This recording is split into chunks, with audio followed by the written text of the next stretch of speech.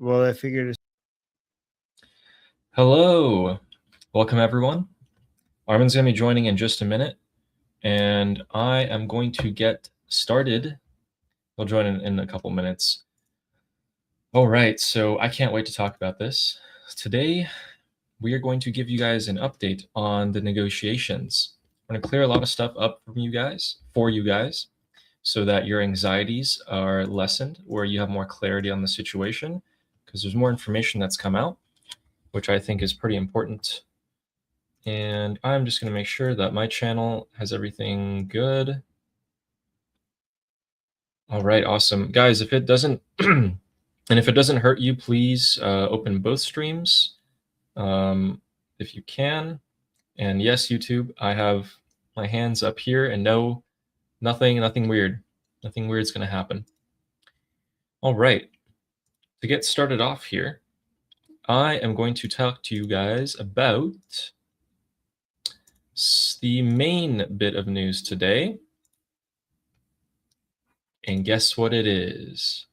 So our own 2CTV has reported that the negotiations have pretty much collapsed. I mean, here's what's going to happen, okay? The whole idea was that the United States and the Islamic Republic talk it out on 5 or 6 points. And then after they agree to these points, then they can move on towards the real negotiations. They cannot even agree on the 6 prerequisite requirements to get to the final negotiations. In fact, they cannot agree on anything because the position from the United States is nuclear uranium, the enriched uranium, get it out. And the Islamic Republic just had multiple statements come out. The biggest one from Mujtaba Khamenei, who's the supreme leader, and he has said that the nuclear issue is not on the table. Oh my God, I fixed it. Okay, You fixed it? hey. Can you hear me? Nice. Yes, I can hear you. Oh my God, Look who guys, it I was is. having technical difficulties. Hi, guys. Hello. Okay. Wait, can you repeat that now? Now that Yeah. I'm here. So today we have found out, as of the last hour or two, that there is a key indicator for why the talks are failing. These talks are the prerequisites to even get to the final negotiations, and even the prerequisite talks are failing. So 2CTV reported this, that the Iran deal is now collapsing after the Pakistani army chief canceled trip to Tehran. Yesterday, we found out that the chief of the Pakistani army was actually scheduled to visit Tehran today. And today, when the time came, he canceled his trip. No explanation, no statement. Now that is open to interpretation for many as to why that may have happened, but the clearest sign is that he probably didn't find any agreement to be reached or about to be reached, and he was not willing to risk his life to go to Tehran in case there are strikes. What do you think? Wait, what? I mean, has this been verified anywhere else? This is crazy. It's true. Have you seen this being verified anywhere else? Yeah, I've seen it all over Twitter, but this 2C was the best source that I could find, and this just happened. So, Wait, we do need to get some. What? Okay, let me read this again. Hold on. The Iran deal is now collapsing after the Pakistan army chief canceled trip to Tehran. The IRGCs are furious with Pakistan for failing to convince the Americans. I don't believe that. I do not believe the IRGC would be furious with Pakistan for failing to convince the Americans on nuclear on Hormuz. That doesn't make any sense. That's not something. That is not at all something that the IRGC knows that this would be an impossible task. Why would they be furious with the Pakistanis? Like, what do you think Pakistanis have leverage over Americans? That would be. I don't believe that news for a second. yeah, I also don't believe that the regime would be mad at Pakistan, but I do believe that, and I do believe that part, the furious part, is maybe a little bit sensationalized, but I do believe the first statement, and I'm going to try and find a very official source on that. Yeah, guys, there is no way that the IRGC is going to be like, "Oh, Pakistan, how did you not change the mind of United States?" Like, what the hell? Why do you think we would be able to do that? Like, that makes So no sense. Iran International also reported it. Let's see what their source is. Oh, Yeah. no. Yeah. So let's see Iran International. What are they saying So their exactly? source was Al Arabiya, which is not the best source. Al Jazeera also reported this.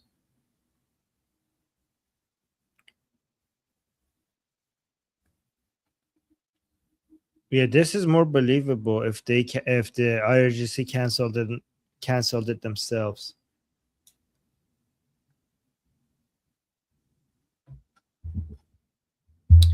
Yeah, so this is as of 1 hour ago.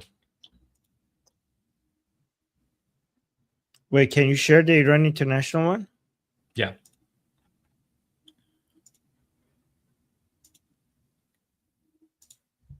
Pakistan's army chief will not travel to Tehran on Thursday night, Al Arabiya reported. It's good that Al Arabiya, it's good that Iran International gives us Yeah. the source, like instead of just saying that this is fact, right? Al Arabiya had earlier reported that Pakistan's army chief may visit Tehran to announce the final version of a possible agreement between Iran and the United States. Okay, so that's what has been confirmed.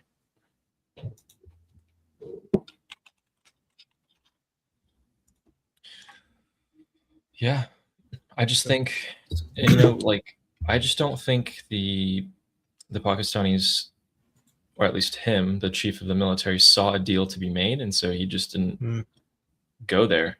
And the funniest part is that this isn't even like the final deal. Guys, like, these talks are just so that they can start the real negotiations.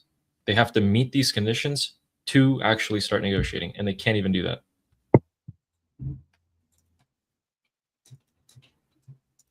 Yeah.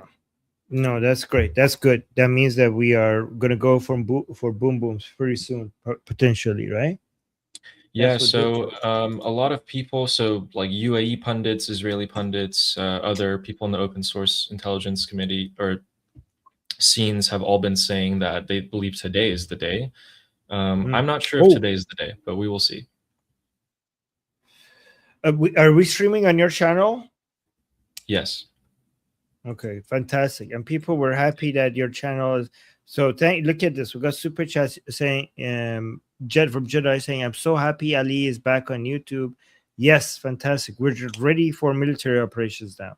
Yeah, thank you. And yeah, people were so happy. And then Vashti was as well saying cheers to Ali's love. Okay. Love with a Live. U. Yeah. Live or love. Okay. And thank you guys. Thank you.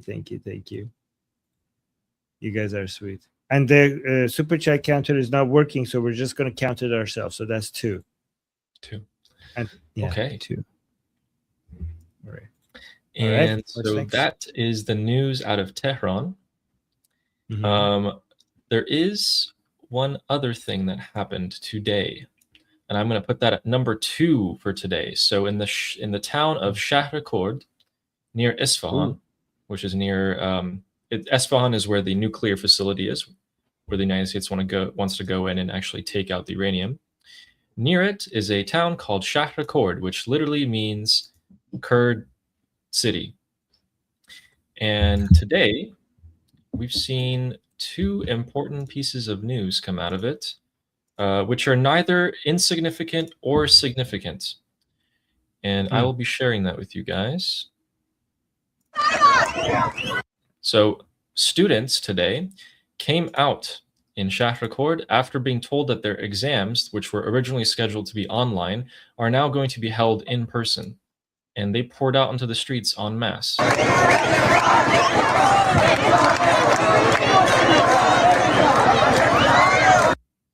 Now, that was during the daytime, and these protests actually continued until the nighttime, where some escalation was seen.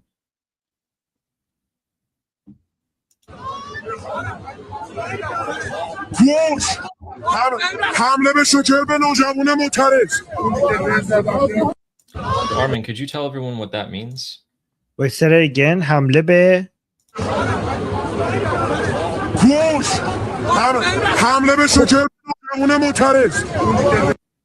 کشت. What did he say? Koshed. Did he? I think he said killed, like koshed, like they killed.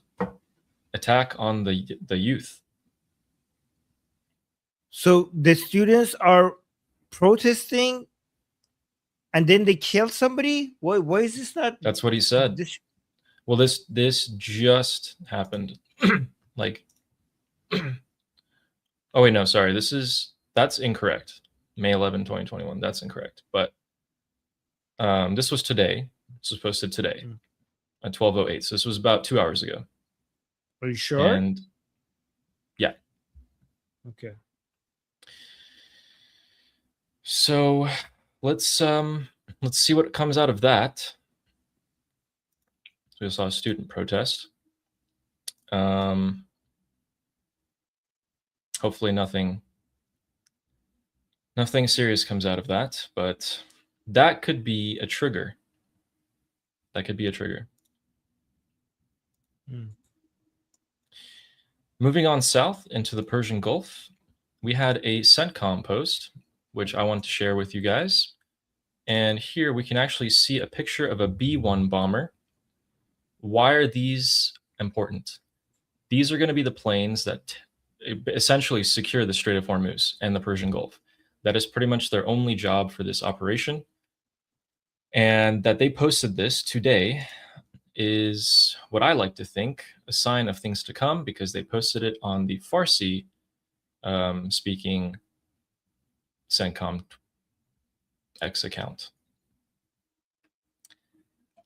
Now, Armin, I for one am a little frustrated, and I want things to happen because the people are suffering. So as long as this keeps going on the way it's going, and the IRGC are able to stall out talks and distract the United States with another week and another week, the more the people suffer. And that frustrates me to no end. And yeah, I don't know about you. Yeah, we just got, as I mentioned earlier today, and there were 2 more executions that just happened. But we're also getting a lot of reports from people suffering from the level of, poverty and lack of access to medicine and so many other of the basic needs. And also the internet, the lack of access to internet is really, really harming the way of life for a lot of Iranian people. In so many different ways. One thing that we constantly hear is that Iranian people want us to repeat the whole internet issue inside Iran. Like every time I hear from Iranians inside Iran, they keep telling us to keep bringing this up, that we desperately need internet back inside Iran. Like, guys, like, please understand that if inside Iran, the people relied on the internet in the same as wherever you are, right? Like, some people think like Iran is like Afghanistan, and okay, yeah, it's tough not having the internet, but I guess they can survive it. Just Iran was already very dependent on internet.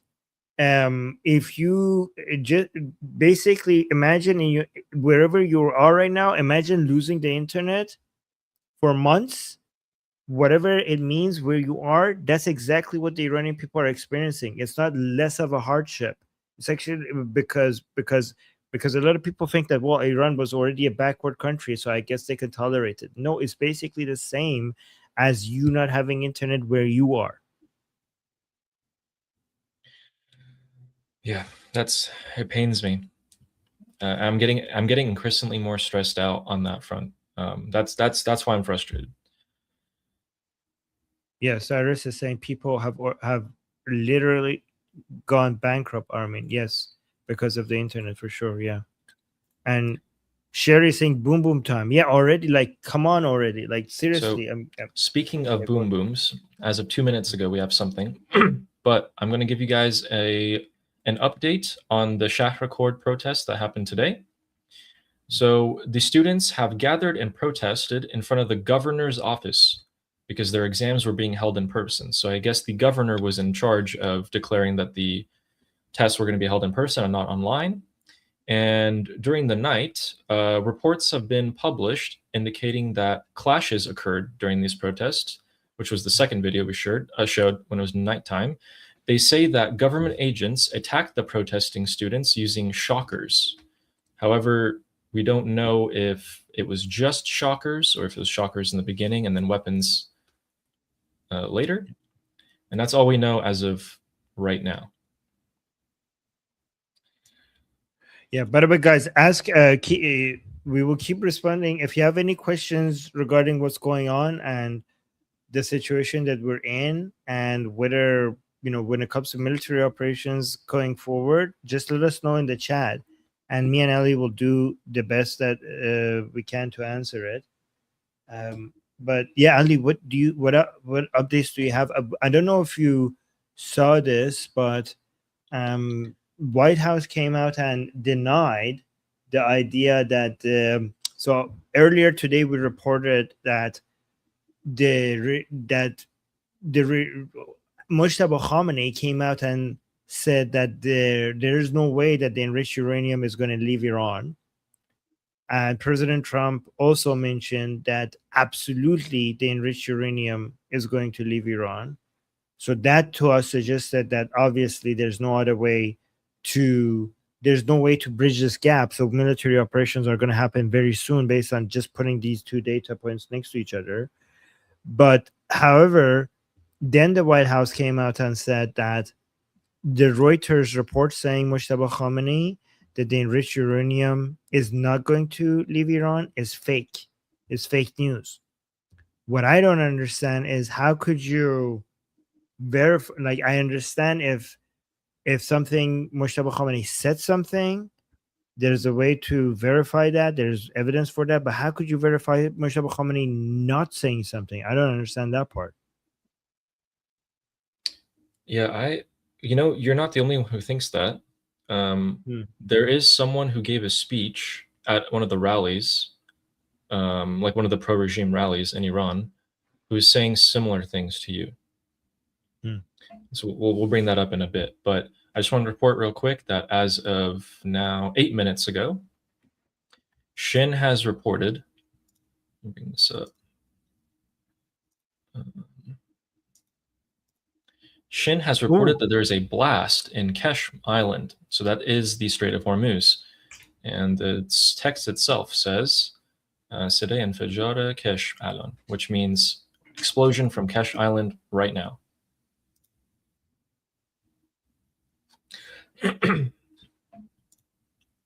Guys, Qeshm is the biggest island in the Persian Gulf, so keep that in mind. Blast so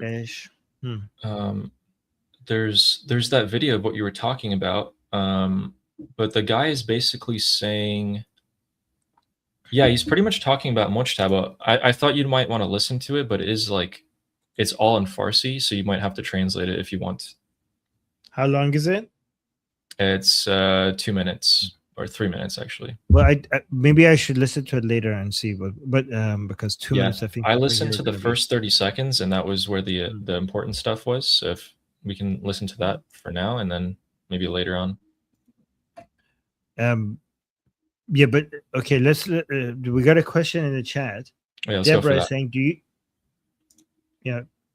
Deborah is saying, do you think that the Iranians are being weaponized, and in training we have to have the people armed before an uprising? First of all, Deborah, I completely agree with you that we have to have the Iranian people armed. I've seen some optimistic takes saying that the Iranian people are being armed. The problem with that, is that if it was being done on a mass scale, meaning that if it was being done on a meaningful scale to a level that we need, we would have been able to get evidence that it's happening. Like something like that is really difficult to keep to hide. So I would say that, so we obviously we have some Iranian people who have been armed even before any of this, because we know Mossad has already armed the Iranian people to a certain degree for small special operations that have been very, very effective. So there are certain Iranian people who have already been armed even before any of this started. But not but only for special operations, small special operations, not on a scale that could make a difference to have an Iranian army that fights against the Islamic regime. And if anything to that, even remotely to that scale was happening, this is such a big operation that you would have noticed some signs of it. Do you agree with that, Ali? Yeah, because the people want that more than anything else. They at any sign it would spread like wildfire. Yeah, I mean that is a type of operation too big to keep under cover. So I don't think that there's right now there is a serious operation right now. There might be a preparations for an operation to arm the Iranian people, but like we would have heard from Iranian people that, oh, we're seeing gun, like that level of volume of guns, like people would see it. Somebody's going to tell somebody, right? Yep. And we're seeing nothing. We're seeing nothing that indicates anything resembling that. Yeah, which is why I think that the arming has been done in small amounts, like very deliberate people who can keep their mouth shut. Because if it was just distributed, then someone would definitely blab their mouth. Yeah, but those are at levels that would not start an army. Those are just for special operations type of stuff, right? Yeah, yeah. Yeah, I wish we had more info. I wish the internet was still on.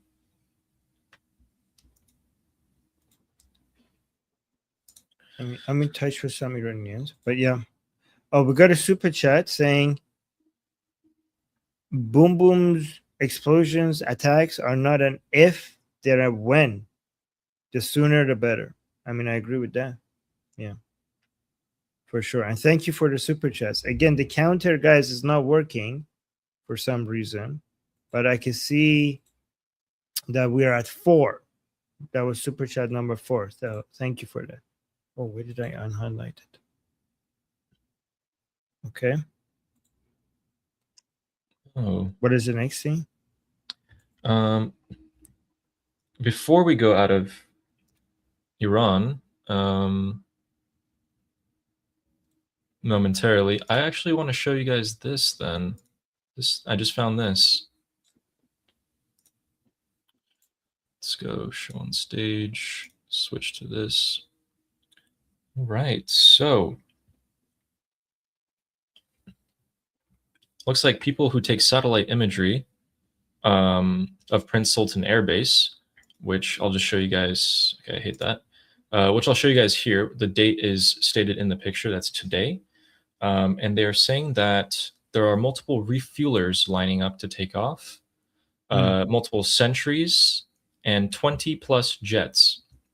So Pete Hegseth's statement, which was locked and loaded, is definitely true. They are very much ready.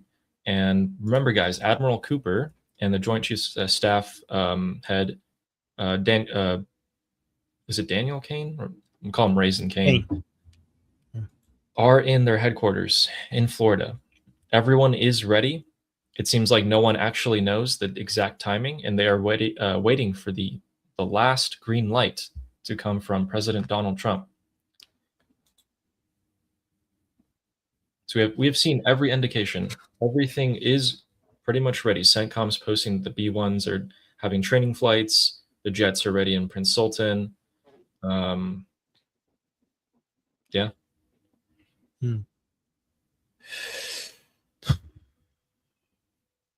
Markets tomorrow.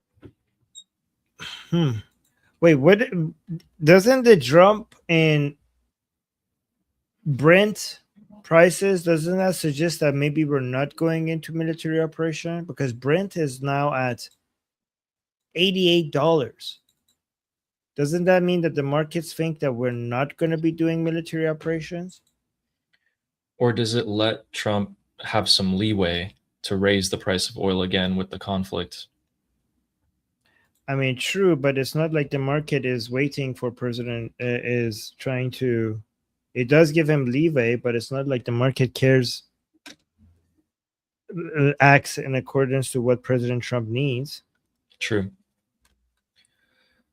You know, the more and more analysis is done, the more and more you're like, oh man, well now it could be this or that. It's funny. We got some questions and super chats. First of all, Saber is saying, "Damitun gam, keep going, guys." Javid Shah, thank you, Saber. Dam khodet gam. And thank you for the super chat. Creamy, do you want to read that question? Do you think a hypothetical Iranian revolution would want to attach itself to the US and Israel, considering good/evil and world opinion? Yeah. Yes. It already has. It already has, yeah. It already has. I mean, the Iranian people are very pro-American and very pro-Israeli. They don't mind being attached to that, as long as it doesn't mean that the Israelis have picked our leader. Anything else is absolutely for sure, right? As long as the Iranian people's ability to choose their own leaders is respected, one, and as also as long as Iran's border integrity is respected, the Iranian people have no issue being. Not only they have no issue, they would be honored. They would love to demonstrate unity with America and Israel. With Israel, they feel it's part of our DNA to be allied with Israel. It's ancient. We have his deep historic bonds with Israel. We share the same enemies. We can't with the United States. We share so many similar values. Many Iranians are inspired by the values that America upholds, and they want many of them for their own country, most of them for their own country. Like, Iranians are actually love the idea of our new nation having deep bonds with Israel and United States. They actually enjoy thinking about it. They enjoy that idea a lot. They want that. And they think not only they want that, they think that that's the only way it should be. They think it's the most natural, like they think naturally we are natural allies. And if you're someone who isn't really too fond of the US and Israel, I'm going to ask you the question that people generally ask when they get that sort of feeling, like anti-US, anti-Israel people. If you were being assaulted, like if someone's looking for a fight with you and they just started hitting you and you're defenseless, would you care who came to stop the fight? Or would you just want to stop the fight?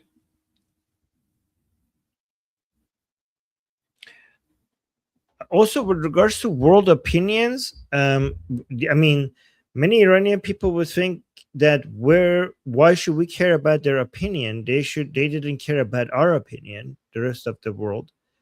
Like when the Iranian people were being slaughtered while they were shouting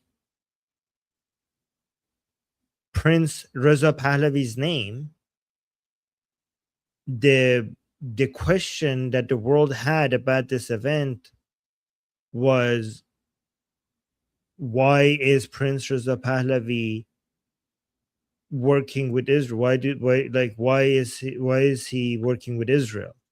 Why is he supporting a military operation against the Islamic Republic? Right. So the questions were not how the Iranian people are doing, but as a comment regarding like the questions were not regarding the executions inside Iran. The questions were not about the economic situation in Iran. The questions were not about the lack of internet access in Iran.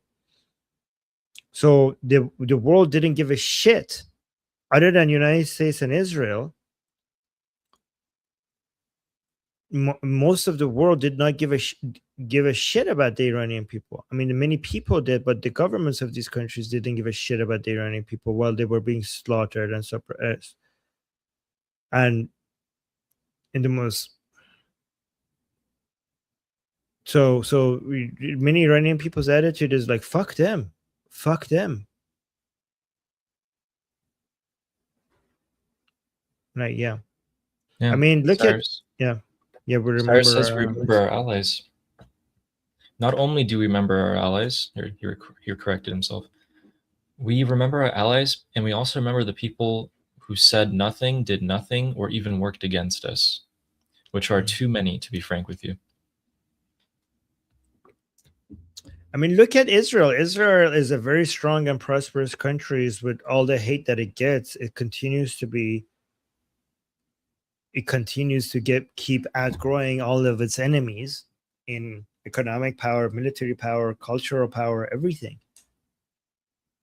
So it didn't stop Israel. So if unity, like the benefits of having Israel as an ally, far outweighs the cost associated with the world hating us because we're an ally of Israel, and we're willing to pay that price 1,000 times over because and again, remember, being ally of Israel is part of our DNA.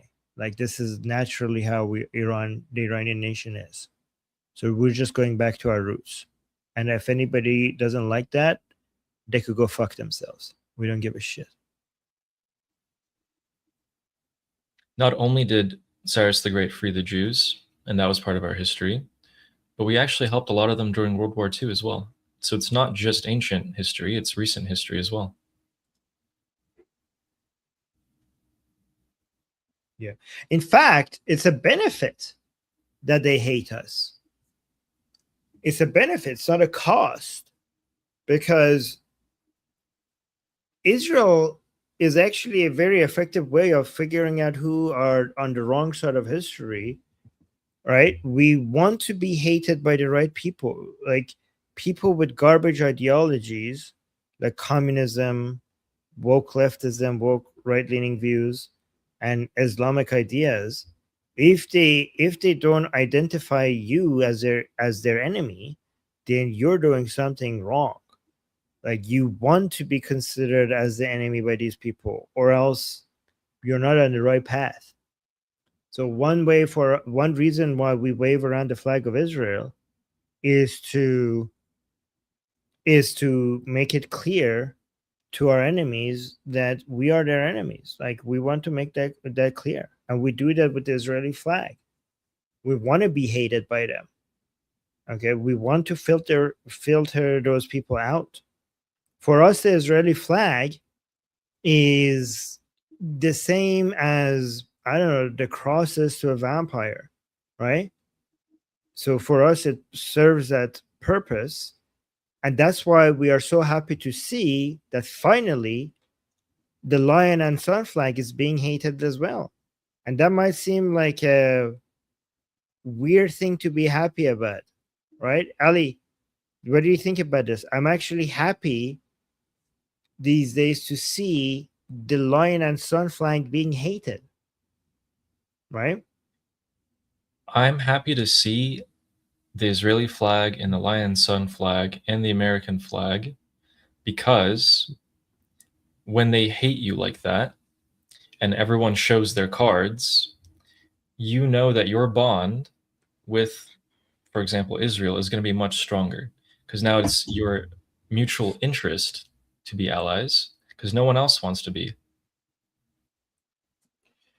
Somebody in the chat saying Oh, he's triple talking to me, I counters. think. Oh, you're okay. I don't. Okay. I'm so sorry. I'm going to close my button. He said, "Why is your button open?" There we go. Yes. So, I was like, "What is it?" Okay.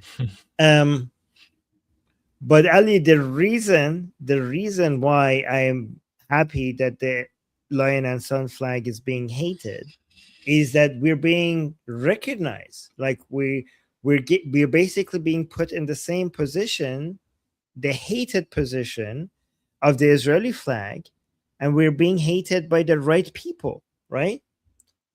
Like, because so, this is a weird thing to say, but sometimes I get jealous of the Israeli flag. Why does it get so much hate from the shittiest people on earth? Okay, I want our flag to be in that position as well, because that's a demonstration of effect. Okay, that's a demonstration of being effective in fighting evil, right? So the Israelis should be proud of the fact that their flag is hated so much, because it's hated by the right people. And I want the lion and sun flag to also be this hated, because if it's hated, it means that it's hurting them. It means that they fear it. And I want to have a flag that people fear because it's the enemy.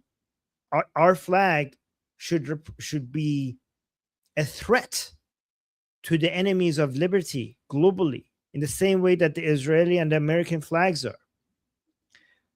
Right? If the communists and the Islamists and all of the other garbage people with the garbage ideas in the world hate your flag, is because they fear your flag. And if they fear your flag, that means that your country is on the right side of history. So we, by waving the Israeli flag and the lion and sun flag next to each other so much, we're getting the hate that I was hoping for. And now when I see these so-called anti-imperialist, anti-Israeli people want to insult anybody who's holding the lion and sun flag, I'm like, finally, we're getting somewhere. Finally, the lion and sun flag is being recognized, and as the force that it should be. I think you want it hated to an extent, and I agree. I mean, you're already getting your wish, because if you look at a lot of the times where the lion and sun flag is being raised in places like Europe, where we saw that the girl with one eye who got shot by the IRGC in the eye, you have people who don't even know exactly what that flag means. They don't know the reality of what's happening in Iran, but they see that flag and they recognize it and they hate it and they try to take it down. So we're getting there. Yeah, we're getting it. That's exactly the video that I was thinking of, that made me like if these leftists are seeing this woman holding a lion and sun flag and wanting to attack her, that means our flag is getting not just the respect that it deserves, but also the fear that we were hoping for. And this is just the beginning. I want one day to get to a place where, once Iran is liberated, that's just the first step. Liberating Iran is not enough. I want, after we liberate Iran, I want to get to a place where terrorists and communists all around the Middle East and North Africa, when they see the lion and sun flag, they see an enemy that is coming for them and hunting them and destroying them wherever they are. I want them to feel as if they're being oppressed from their perspective by anything with the lion and sun flag on it. I want us to become what so many people claimed what Sawak one day was and wasn't. In some aspect, I want us to become that. Yeah, exactly. Omid can read my mind. Make Sawak great again. And what Armin wants is going to become a reality, even if people want it or not. If not for the ideological reason, but simply for the reason that countries, so Israel faces existential threats from Hezbollah and Hamas. A new Iran cannot be allowed to be put in that situation where you have those groups fester and build remnants of the IRGC or these militias who stay alive and build in the future. That can never happen. We have to nip it in the bud, cut off the head, and that is it. So our flag will become a symbol of strength in the Middle East for these terrorists. I hope they fear it. Guys, let's make it happen. Think about this. Think about a free Iran. We would be like the contributions to world peace and the removal of the threats to global peace and stability and liberty is just it's just so much. There's so much for the world. A free Iran has so much to offer to the world. So let's just get there.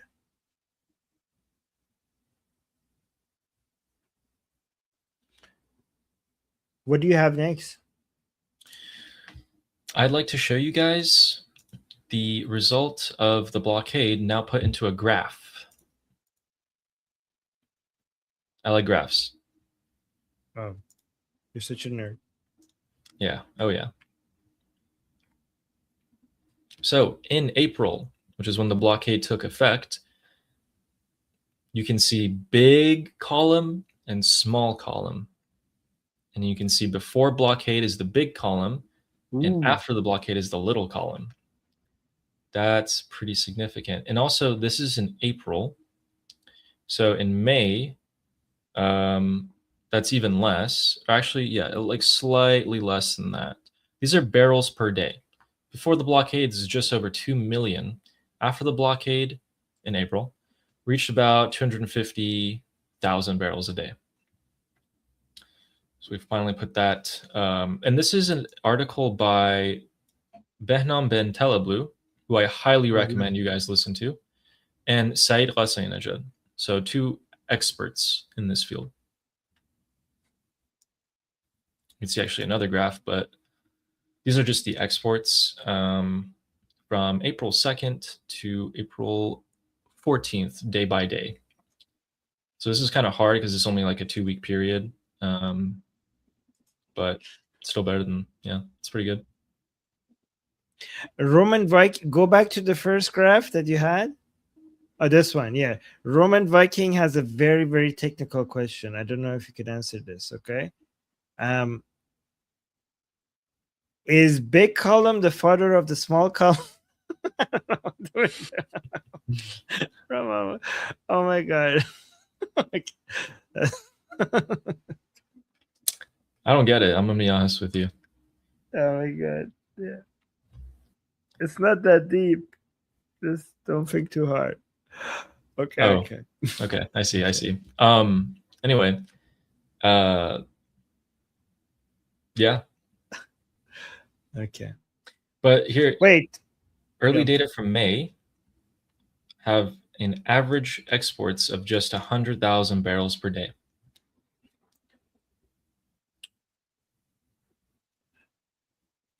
How much would that? How much is that? That's in revenue. So, okay, so they're saying no crude oil. Okay, so this paragraph, no crude oil at all. So this is all naphtha, which is another type of oil. 111,000 barrels per day sold. Well, you got to see the price of oil. What about Price. wait, Ali, actually, What? what about what about the oil that they're selling from the floating oil that they already have in them on the sea, the floating oil that they have on the sea? There's a lot of that. So they're making money from that. Right? Yeah.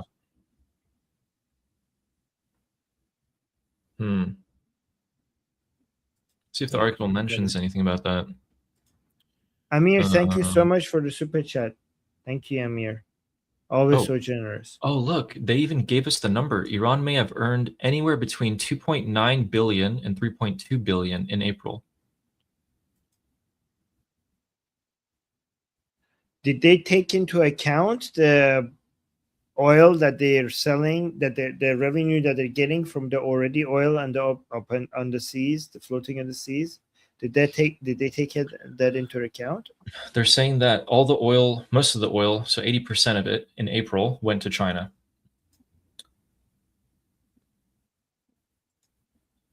Yeah. So But I'm are they assuming just that is only what they're counting talking the about. export? Are they just counting the export?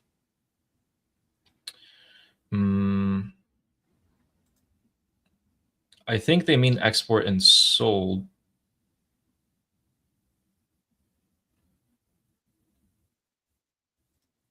Well, they're giving us the number of dollars that the regime would have gotten anyway. So if it's exported, they're counting it as sold. I'm trying to find if this is. How could we get that to zero? Yes. Sarayu is saying, I thought that was almost gone. How could we, like, where are they selling this from? Is this land routes to Pakistan, then to China? 111,000 barrels per day in May. So today's May 21st, and they're saying that in the first 18 days of the month of May, so up to 3 days ago, they have been exporting 111,000 barrels a day. That, I don't know if you can do that by truck. So how is it happening?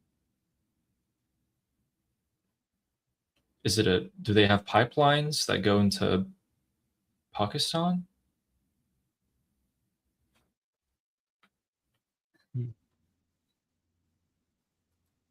Huh. Oh, let's see here. Some ships might be able to slip through, like smaller vessels or different routes. Yeah, that's true.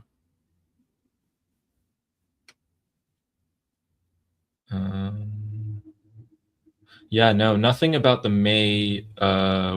Nothing about the way that oil's been exported in May.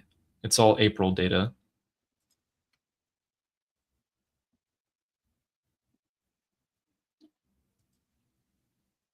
Yeah, so that's a big. There's two things that is missing here. One, the oil that is floating in the sea, but also the oil that they're selling to their own population inside Iran. There's revenue from that as well. Because remember, that's like 90 million people that need fuel for everything, and no matter how much you put blockade and sanctions on Iran, you're not going to be able to stop them from selling their oil, process it, and sell that to the 90 million. So there's a lot of revenue from that, right? You know what we were talking about the other day? We were talking about how the ships have to arrive. And since the blockade started a little over a month, was it April 13th, 14th? That was like the date-ish, right? Yeah. So it's been like a month. And so the ships have had a month to get to the countries that they need to go. Yeah.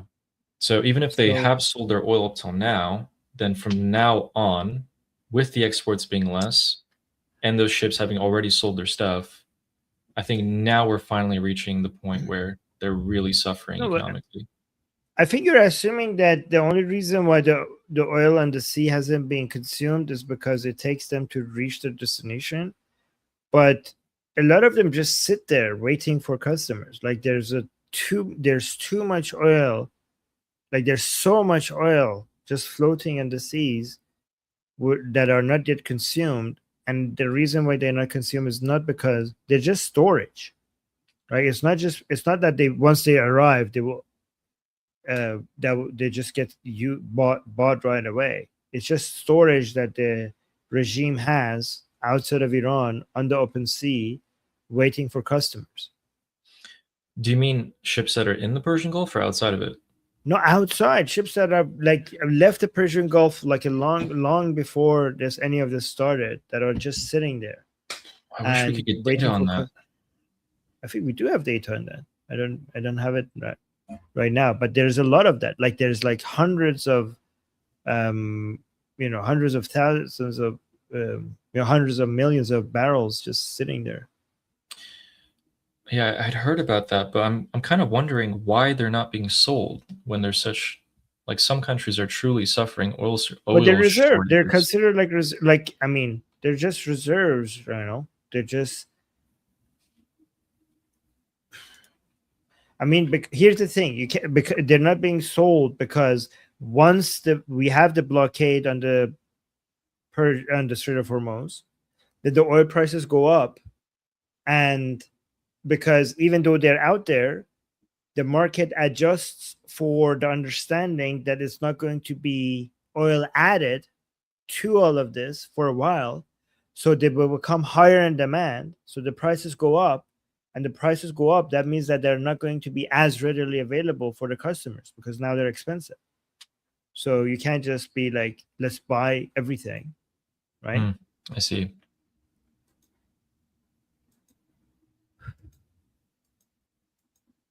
How do you respond to this? Cyrus is saying that's shitty. The blockade is just pressure on the people, guys. They always have enough for their own. So Cyrus thinks that all of this blockade stuff is not hurting the regime. It's only hurting the Iranian people. Is not a significant cost to the regime.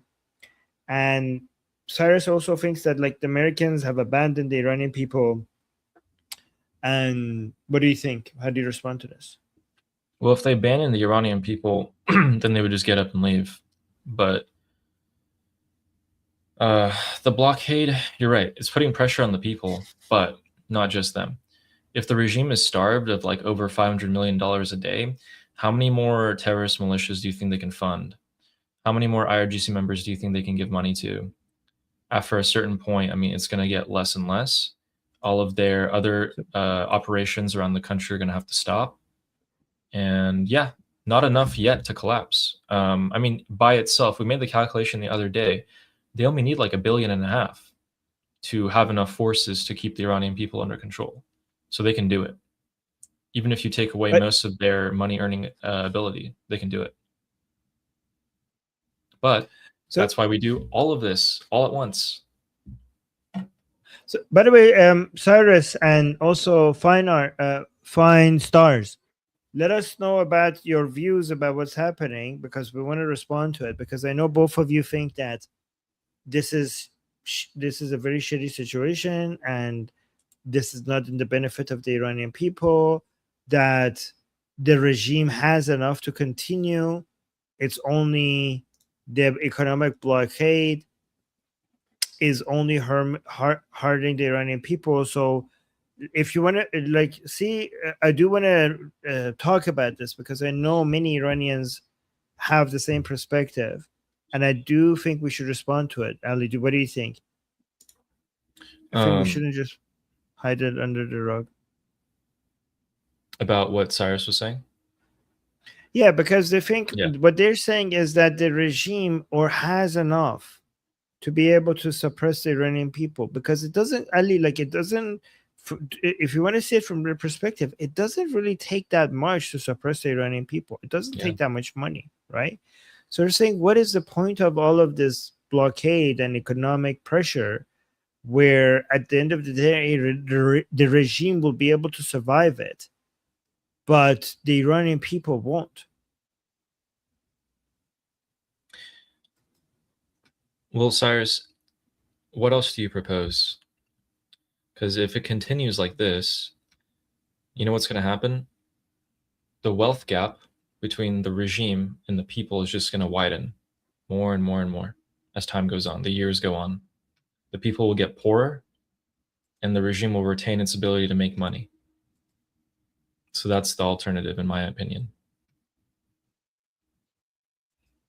Well, the alternative is to just go fuck them up, blow them to pieces. Yeah, That's the everything alternative. all at once. Everything all at once. We're not going to hold this blockade for years and just let the Iranian people starve.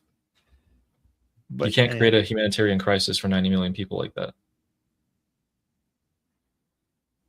Yeah, that's it. Amir was it. Okay, let's actually respond to them. This is an interesting conversation. What do you think, Ali? Do you think we should, because I'm seeing a lot of points here. Do you want to have this conversation with the chat? I think it's worthy of going through it. Right? Yeah, let's do it. When you asked me that question, I got caught off guard because, quick little update, 5 seconds. The House has canceled the War Powers Resolution vote. So it passed the Senate, failed in the House. Oh, but they're going to try again, right? I mean, they've tried 7 times so far. I don't think they'll stop.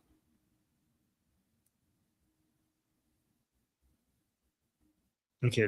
So yeah, let's have this conversation. Okay. So first of all, let me respond. Thank you so much, Dapper the uncle, saying, "Curse be upon the Safavids." 3. This is the 3rd time. Okay, so we're counting. And yes, I agree with this curse. And I appreciate you cursing them. They deserve it. And then we have Fine Star saying, "I think the ceasefire was a huge mistake, and they should have gone on what they had the upper hand. I don't believe it's only harming the people, but it's not hurting the regime enough to justify." How do you respond to that? That's it. I think this is a very, Ali, I think this is a very important conversation to have, because so many Iranians are told to just shush, like don't cause doubt about this. We should just keep supporting what's happening. But a lot of Iranian people are frustrated, and I feel like there's nobody responding to these complaints. So maybe we should do that here. So how would you respond to that? Yeah, let's talk about it. Okay, to say if it was a huge mistake, I would say I wouldn't call it a huge mistake. I would just call it a mistake. Do I understand why it was made? So you agree it was a mistake then? I don't think we should have ceasefire. Is my opinion. I wish we had kept going, and I understand why the ceasefire happened. I can see the benefits to it. I can see all the benefits to it, and so I understand. And I understand that this is the way that we're moving forward. We can't go back in time, and so I'm on board. But I do wish internally that we had kept going. I don't know how things would have ended up if we kept going. I don't know if the ceasefire should have lasted this long, but I understand where we are.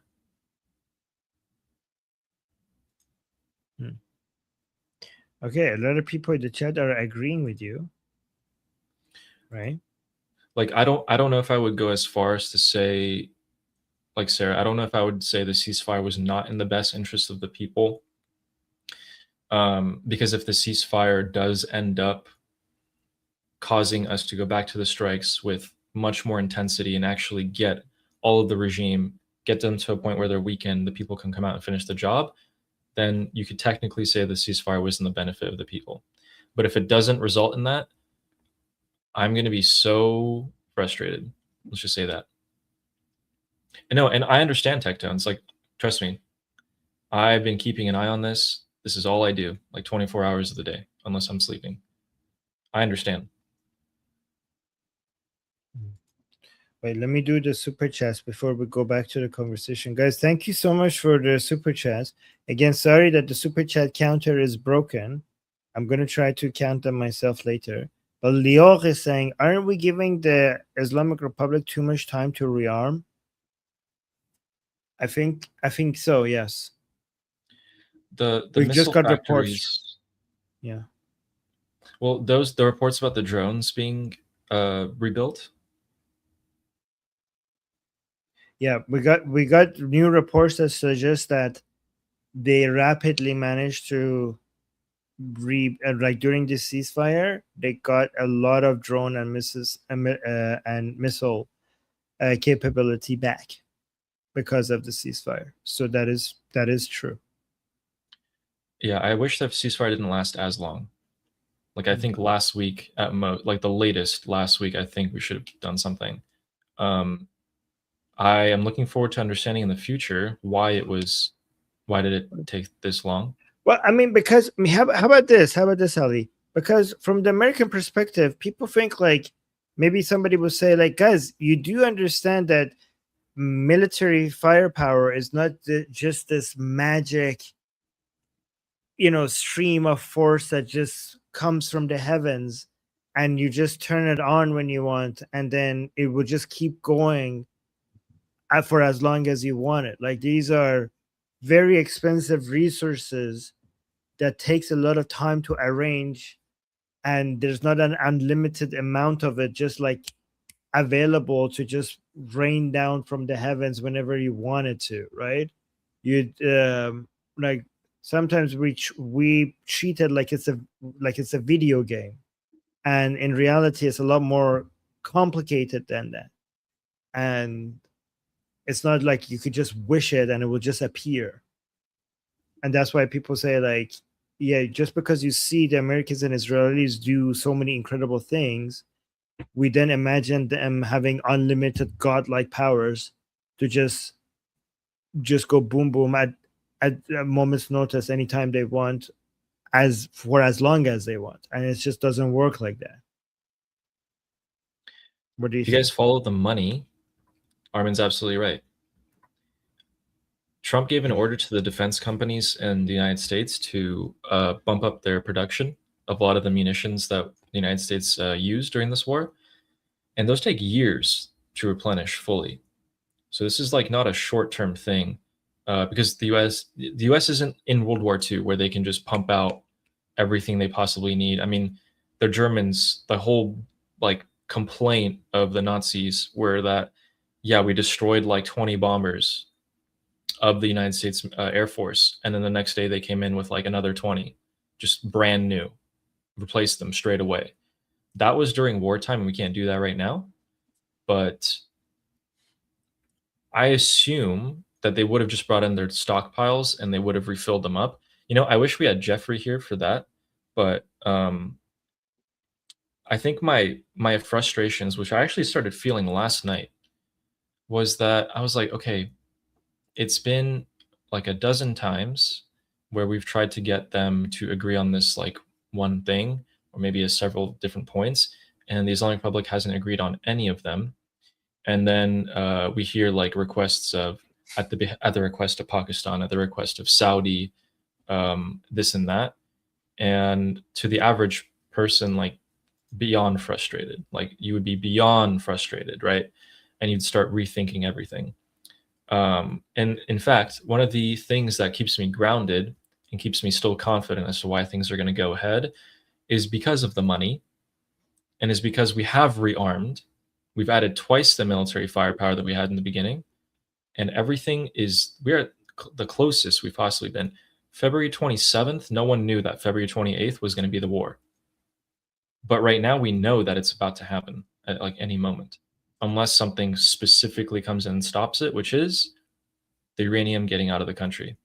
That's just not going to happen. So I just wish. What do you think, Armin? I just wish that, okay, they negotiated a few times. They're like, okay, no progress has been made, and eventually I realized that the Islamic Republic is just trying to drag me along by being like, oh no, we really promise, we're about to get it right now, and then nothing. What do you think? I'm just playing devil's advocate here. Honestly, I just wish that they just completely wiped out the boom boom chart. I just think that they could have. I know for a fact that they could have killed more people from the chart. Wait, what was your plan? I'll tell you my plan again. But what was your plan again? Like, what did you wish they would do? Like I would have preferred if they had never stopped the strikes and they would have Mhm. kept on going, filled out the bingo chart, hit everything. And if they want to negotiate at that time while they're hitting them, go for it. Negotiate all you want, but don't stop. So yeah, yeah, exactly. Negotiate under. I mean, here's the thing. To argue against my own point, that I was making earlier. I think the military costs associated with taking a lot of these people out is very small, right? Like they could have. Rodon was walking outside. Like here's the thing: if it was me, I would take out Pezeshkian, Radon, Ghalibov, Arakshi, Eji, Salavati. I would take out everybody. Like I know, like Ghani is not right now in Iraq. Like I mean, unless he's our boy, why not take him out? I think like basically what I would do is within the first, within the first moment that they killed Khamenei, if I was in charge, I would be like, don't let any of these fuckers get away. Any of it. Here's what I would do. I would also bomb the entire parliament. I know many of the members of parliament were inside the parliament. I would have bombed the parliament. I would have bombed the state TV. I would have bombed the state TV. Sadao Sima. I would basically go like I would rain hell upon anything I could. And again, these are not military sites. These are really soft targets that could have been easily taken out. I just would wipe them clean within the first few hours of the military operation. I understand that the United States has its own priorities. I get that. But surely the reports and the briefings and the plans and the percentages of success would have leaned towards continuing the strikes and making them negotiate under duress. Like force them to come to the negotiating table, because if they don't, well, today's their last day to do that. They won't be with us any longer. I don't think of anything else that would possibly make you want to negotiate faster than that. But to stop for over a month and to let them rebuild whatever they want, like these guys have had their confidence back.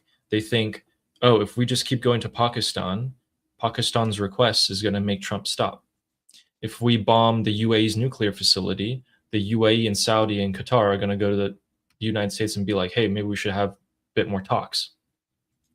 The more I reject the United States' proposals, the more we look, like, yes, we're holding out, we're holding out. Start with the boom booms again.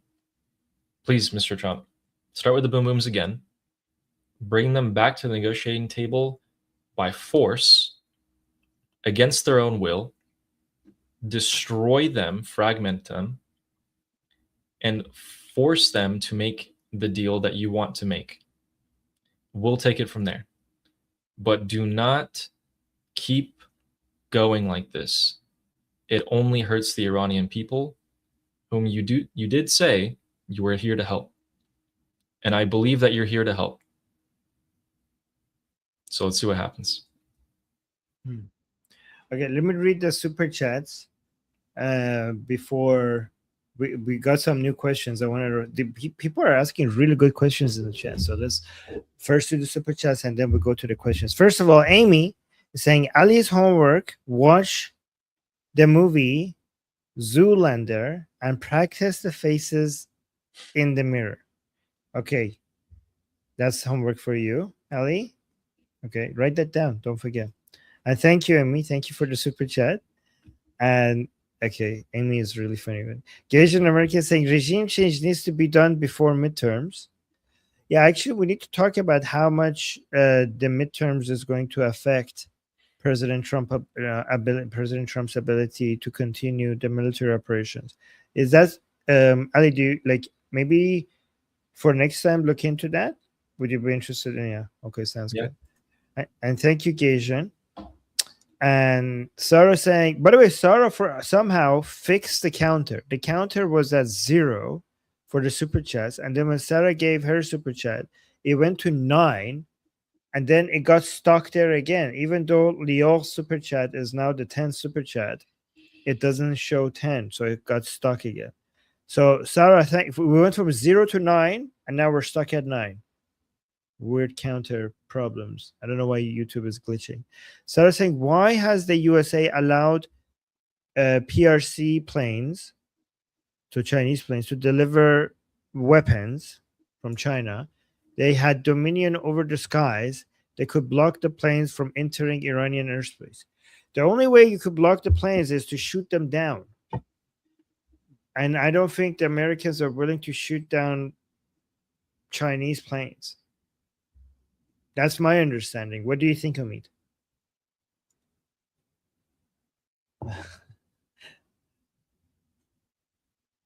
Wait, me? No, sorry. What do you think, Ali? I was reading Omit's. Sorry, I was reading Omit's name in the chat, and I said Omid instead of Ali. What do you think, Ali? Sorry, Omid. Yeah, they would not shoot Chinese planes, but like you can't have a direct conflict between China and the United States for diplomatic reasons, but you can do the Cold War again.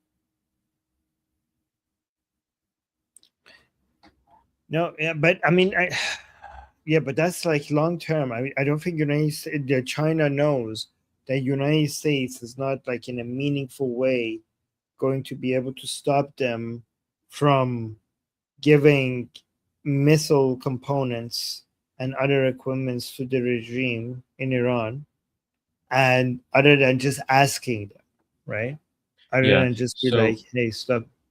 The reports that I read weren't that the Chinese planes delivered weapon. I heard that they had trucks that went through Pakistan, and trucks are a lot harder to track down, like way harder to track down than planes. So that might be why they got weapons. There's also the Caspian Sea. They can get things from Russia too. There's not really like an effective way to stop that from happening, because from the air you can't see what's inside of trucks. You just know that it's coming from Pakistan into Iran, and the Pakistanis actually claim that it was aid. Yeah, actually, you're right. Like people think that, well, there's this way, there's that way, and usually it's a lot more complicated than people think. So they're going to be able to put. There's so many trucks that are going through that route. You don't know what's in what, right? And also through the Caspian Sea, drone components are getting to the Islamic Republic, and United States doesn't have that much of a presence in the Caspian Sea compared to the Persian Gulf. And guys, remember, every time we say the Caspian Sea is not a sea, it's a lake. So that means that it's not connected to open waters. It's not connected to the, any other, the maritime trade routes. That means none of the airstrike carrier groups or the amphibious groups will be able to get to the Caspian Sea. That means that Russia has a lot of access to the borders of Iran to be able to get the regime as much drone components as they need. And yeah. Also, so Pakistan likes to play both sides, right? They like to tell the U.S. that yes, we're very pro U.S. and we can negotiate for you and all of this, but at the same time, they're letting these Chinese manpads, which is the most devastating weapon that could be possibly put into Iran, because they can target the American jets.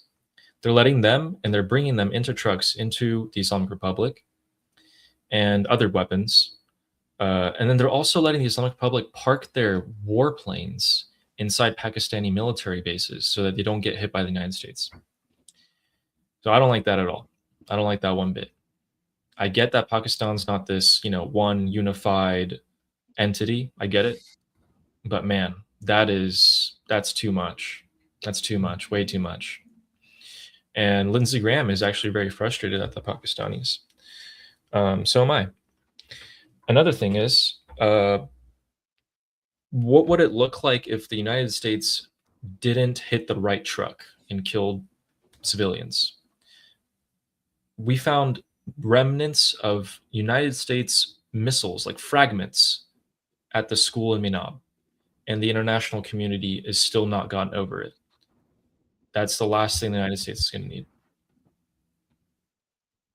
I mean, they still the Minob incident is going to be weaponized against Trump.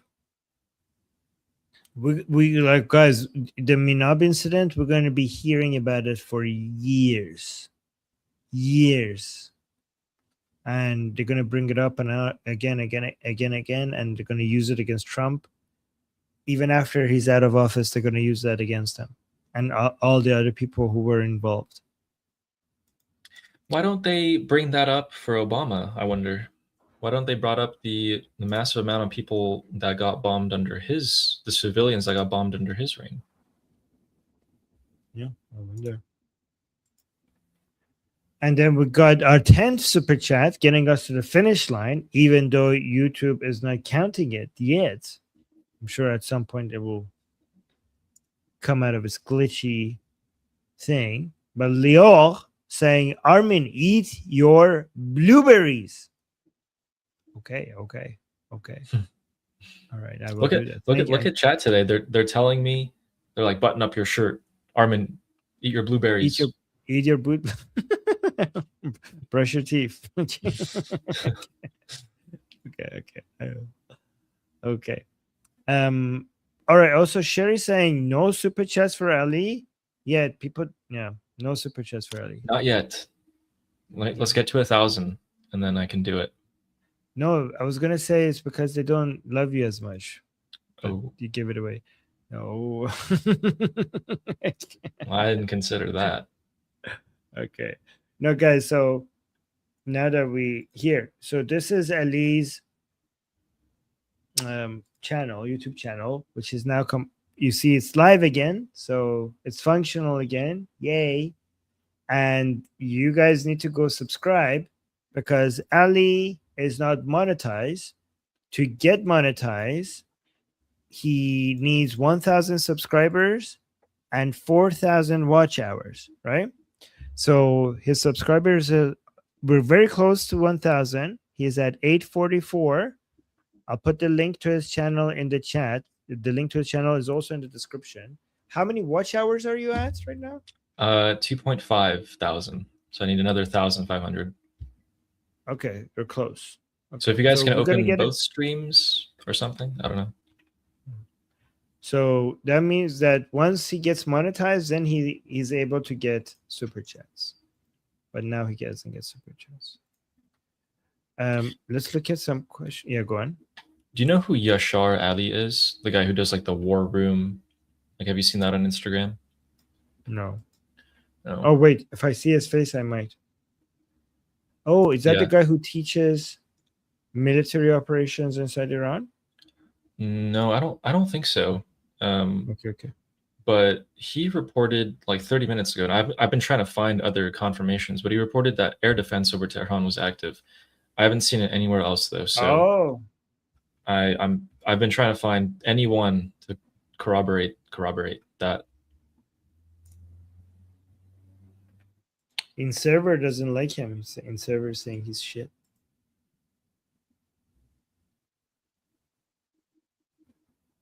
Okay, let's respond to.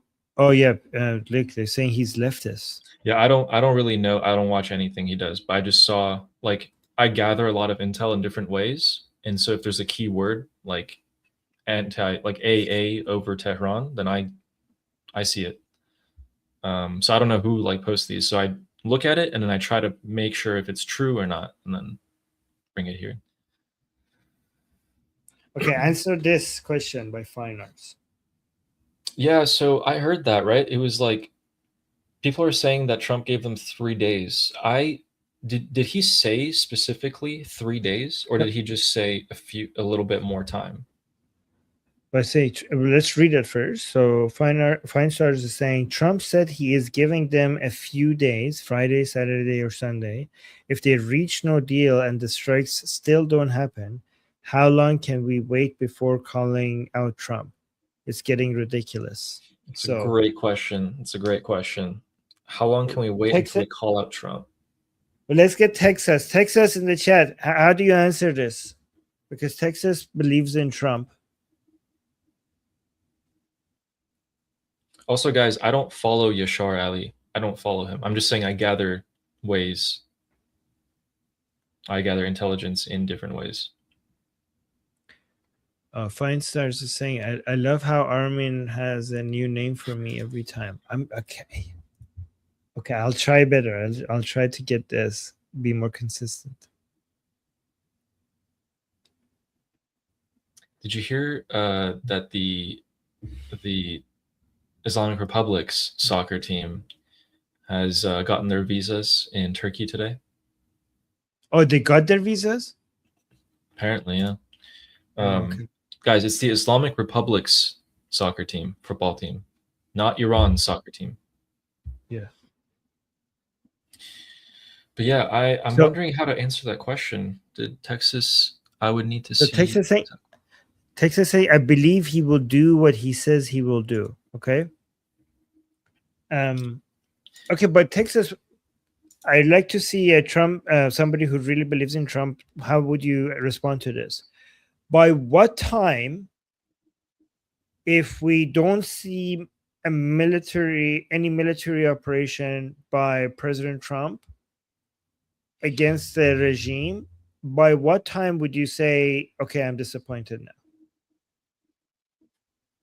Such a hard question. I'm thinking about it. I think instead of like giving you days or weeks, like a time like that, I would say when I see that the Iranian people are suffering to a point where it's too much. Like it's just not worth it. Oh, Omid is saying 3 years. Wow, you have a lot of patience.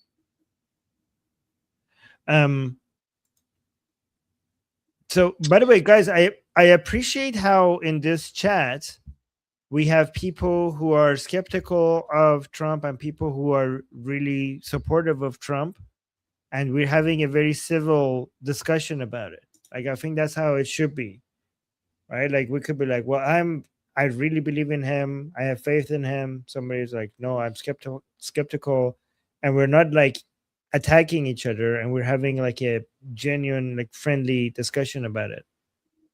Yeah, Texas is saying, what I am trying to say is that it's not that I am a super fan of Trump. It's that I believe he says he will do what he says. Wait, he went up. Okay. It's that I believe he says he will do what he says he will do. Does that make sense? Yeah, I understand that, but I'm asking a separate question to that, right? So my understanding of your statement is that you're saying what he says he would do, he will do it, right? But hypothetically, what needs to happen for you to say, okay, he didn't do what he said he will do, hypothetically? So I'm asking a separate question from the statement that you're making. I don't know if that makes sense. If it makes sense, let me know. And Lior is saying, I support Trump, but it's getting annoying. Fine straws have been saying stars all this time. You know what? You're fine stars to me from LNK. Fine stars is saying I'll give him 3 days. Okay, 3 days. Wow. 3 days. We went from Omid says 3 years. Fine stars is saying 3 days. What about you, Ellie? How many days? Now, how long? How long do you give? How long does it need to pass for with no military operations for you to be like, God damn it, man, what the hell?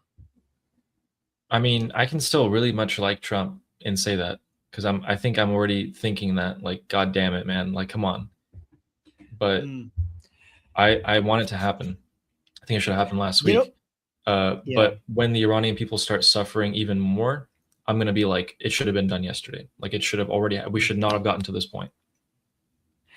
That's actually a very good point, Ali, because to me, Trump and Netanyahu together will forever be the people who killed Ali Khamenei. Okay. So even if I get disappointed about what happens next, they already have done more than anyone else has ever done. And we should never forget that. Like, I think that we forget that the damage that has been done to the Islamic Republic is already above and beyond what we ever imagined. So I think we're allowed to get disappointed for why it's not more, but we also have to remember to be grateful for what has already happened. And I think we could do that at the same time. I think we could be disappointed for not having more of it, but also grateful for what has already happened. What do you think about that position? I completely agree. That's exactly how I feel. In fact, guys, if you guys are American, it is very patriotic to criticize your country. It is. It is not patriotic to hate your country, but you should criticize it constructively, preferably. Exactly. Oh, wait, did I read Amir's? Oh, we got two super chats. Amir saying, "Have you been in contact with ASAD? He mainly streaming games now, but as Iranian in Iran, maybe he have some information from within." Um, you know what? I don't know if I'm allowed to talk about, because so think about it from this perspective. I mean, if I talk to some people, I don't know. I haven't been told if that's okay to share or not.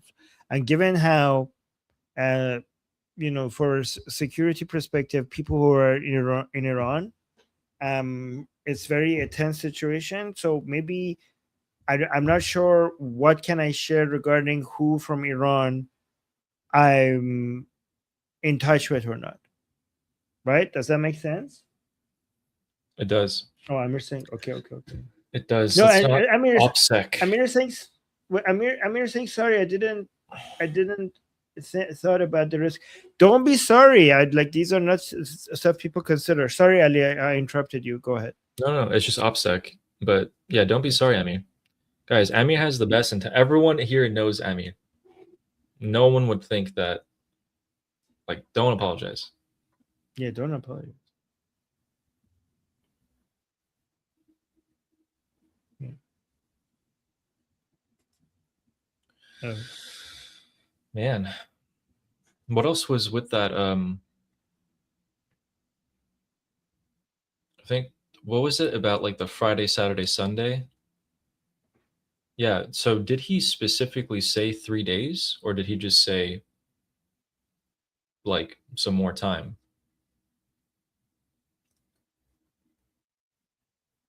I don't know exactly what he said. Yeah, I don't either. I didn't hear 3 days personally, but if anyone in the chat did, I just know I that think he people are. said, Go yeah, ahead. I think he just said Friday, Saturday, Sunday. But I mean, he said that on what? He said that yesterday? Time flies. Was it yesterday or the day before? So I don't know. I still think if the strikes are to happen, then it would be tomorrow because it's Friday. Yeah, Texas, and so he was vague, and Texas saying this is why I'm saying I need his exact words. That's a good point. But and Five Stars, which is now your name, is saying Murad Vaisi said he said specifically Friday, Saturday, Sunday. I don't think he was that specific. I think he was vague about it. And that Five Stars, we need President Trump's exact quotes rather than Murad Vaisi, because then we are basically یک کلاغ چل کلاغش میکنیم. So it's basically a game of telephone. So we can't be like Vaisi said that Trump said. We need the direct quote from President Trump.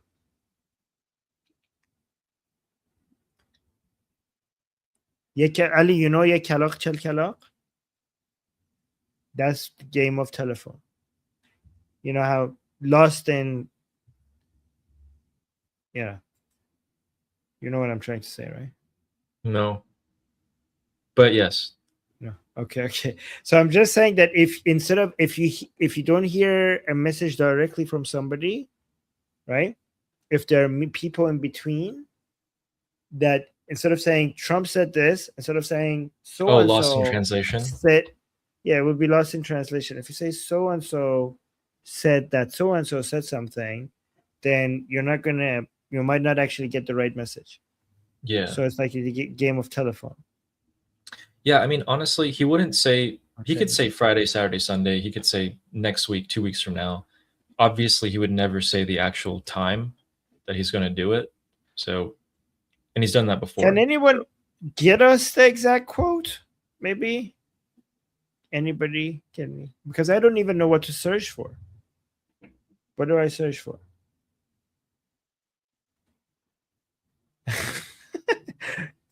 Yek Trump, Chel Trump. Okay. Oh my god. Yeah, I think No. tomorrow. I Just, really do just think tomorrow. tomorrow, you think so? I think tomorrow, I mean, it would make the most sense because he's lost his patience. The regime has, at this point, like over a dozen times thrown him for a loop. And he's said specifically that he's lost his patience. We've seen drones scout out multiple cities in Iran over the past week. Admiral Cooper, Raisin Kane are in their headquarters. Planes are all ready, refueling. Everything's ready. Pete Hegseth says locked and loaded. The stock market closes tomorrow. The Pakistani army chief isn't going to Iran this weekend because if he was going to go today, he has to stay there for like at least 48 hours, right? So Right. People saying Friday or Saturday. So this is apparently Amusina June is saying this is apparently what he said. I'm saying 2 or 3 days, maybe Friday, Saturday, Sunday. Something may be early this week, he said. A limited period of time. Okay, but what a limited period of time? What? Like, what was the question? Oh, here, Find Stars is saying, well, I mean, I'm saying 2 or 3 days, maybe Friday, Saturday, Sunday, something maybe early next week, a limited period of time because we can't let them have a nuclear weapon. Again, so this is vague. So a limited period of time, what? A limited period of time, and then we'll go fuck them up? Yeah, and Texas saying he's intentionally vague. Like, he doesn't specify what's going to happen after this limited period of time, does he? Yeah, people found it again. he kind of did. He's actually more clear about what's going to happen if the regime doesn't accept the terms than when it's going to happen. When if we have to hit them hard, yeah, deliver a big hit. Like he says stuff like that. So I believe him on that point. And Yeah, Netanyahu isn't gonna just sit on the sidelines. He's gonna try and convince Trump, like constantly.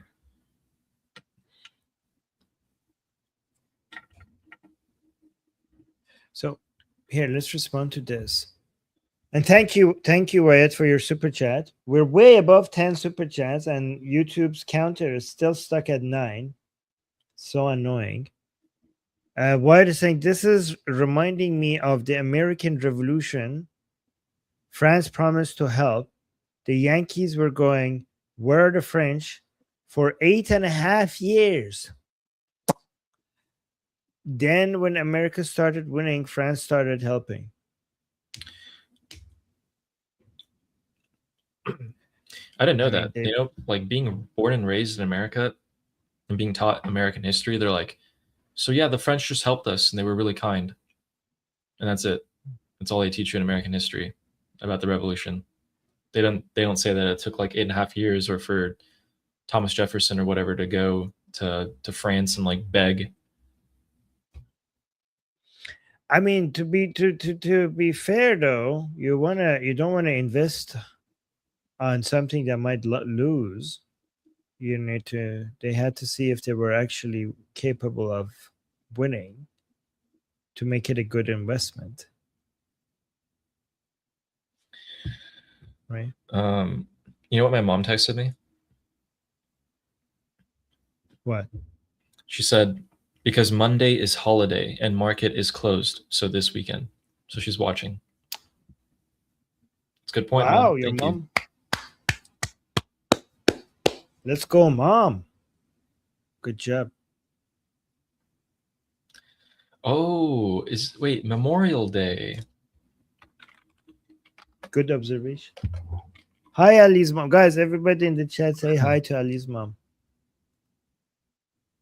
Look at this. Lior beats me to it. Hi, Mom. Look at this. Maman gof mizan and pass. You guys are just agreeing with her because she's my mom. What's wrong with that? I don't know. Give me a reason. Maman for the win. Oh, look at this. People saying hi, Mom. Hi, Ali's mom. Oh, look at this. Lior is saying you raised a wonderful son. Aw. Aw, Hi, Mom. Hi, Ali's mom. it's very Hello, true. Mom. Yes, true. She did her best. Oh, look at this. So much love for your mom in the chat. Yes, Cyrus is saying because moms can't be disagreed with. Yeah. Oh, so wholesome in the chat.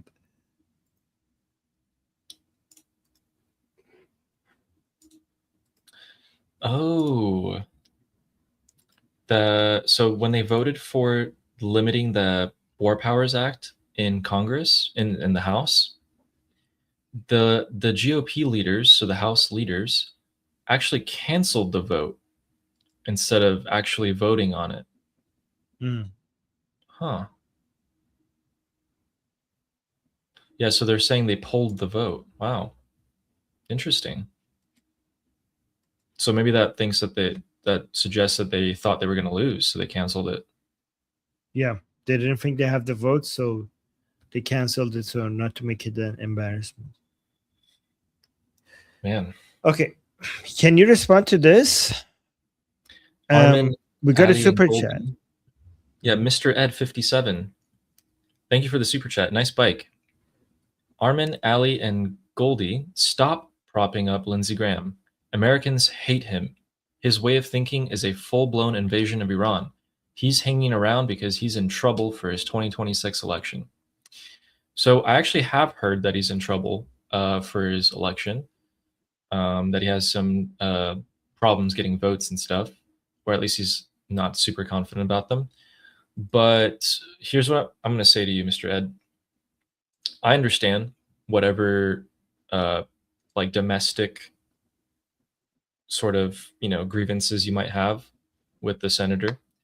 But for Iranians who have not had anyone step up for them ever, whoever steps us for us in a position of power, whoever goes on a stage in Germany in front of 250,000 people and lifts the Lion and Sun flag and tells us that help is on its way, we are going to love. And we can actually love him and criticize him at the same time.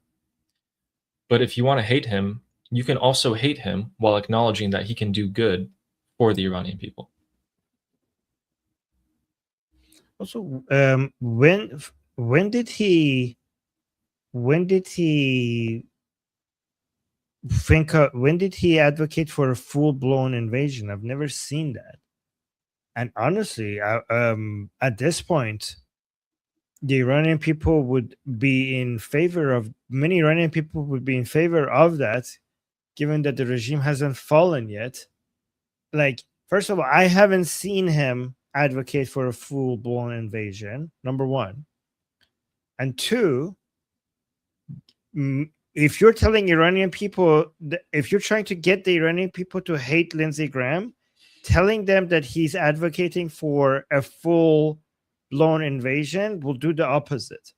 Because then the Iranian people are like, okay, yes, please. Thank you very much. Like, yes, please. Like, given that nothing else has so far brought down the regime, can we try that now? So that would have the opposite effect on some Iran.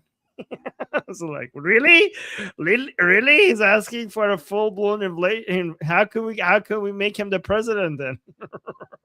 Yeah. Also, I think Ed is talking about how he thinks that Lindsey Graham thinks that way, Oh. probably because of maybe he said some things during the Iraq invasion time. I don't know. I don't know that. But he actually, yeah. So Armin's right. He didn't say anything about that. He's actually saying more about the Iranian people than anyone else has for a long time, for decades. You know, we're propping him up because we are Iranian, freedom-loving representatives of the Iranian people. We represent their voice. So guys, remember, like, you have to understand that let's hypothetically say what you're saying is true, right? You as an American, we the expectation for you as a patriot, like, with the way, is to be America first, right?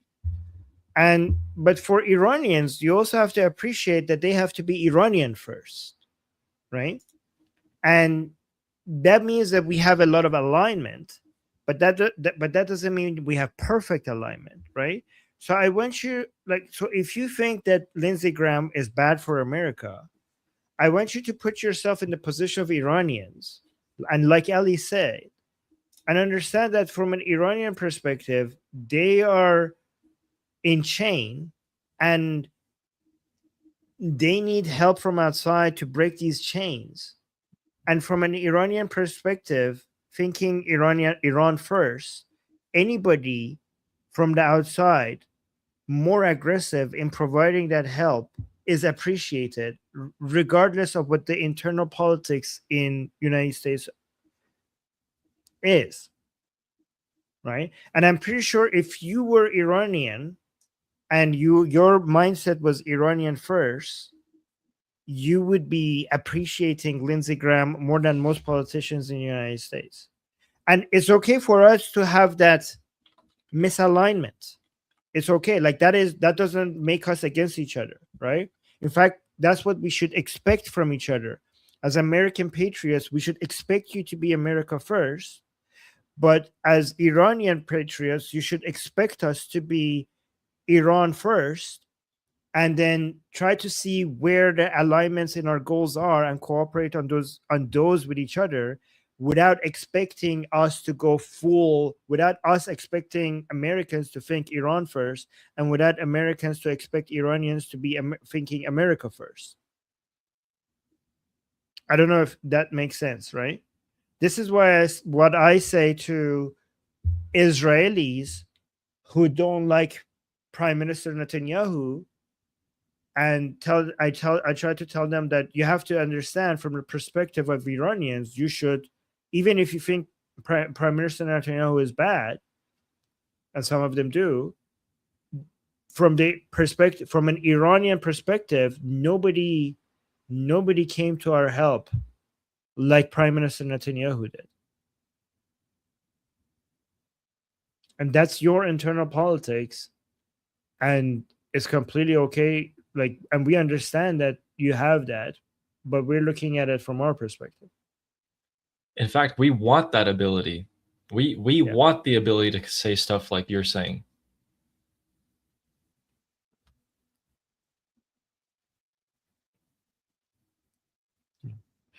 But it is interesting information to have, to see. Like, by the way, I'm not saying don't share that information, obviously, with us, because it's also helpful for us to understand how, different Americans think.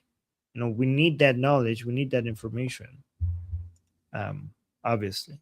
So thank you for sharing that perspective.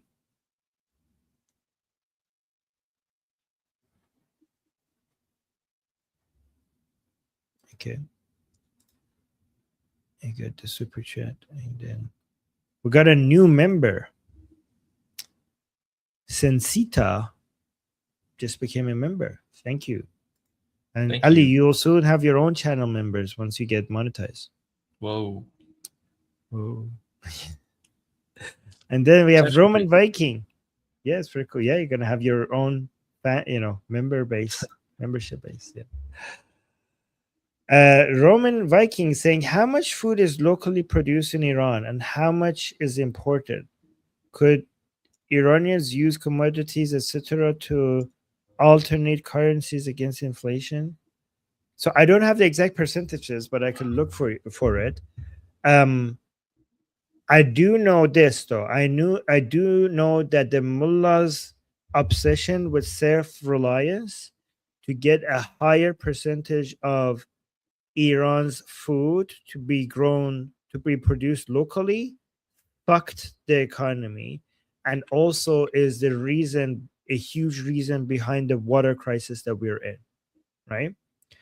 Because the mullah's obsession with making the food becoming self-reliant and growing the food locally, the Iranian diet includes a lot of food that consumes the most water, the most water. But Iran is fit for a place, is fit for farming food that is very expensive to foreigners, that is not part of the diet of Iranian food, that if we grew those instead, we could have sold them for a very high price and then bought a lot of the food that the Iranians eat in their diet and also had a lot of profit extra instead of growing it locally. And also, it would have avoided a water crisis if we have done that. Yeah, see, Omid in the chat saying, well said, Armin.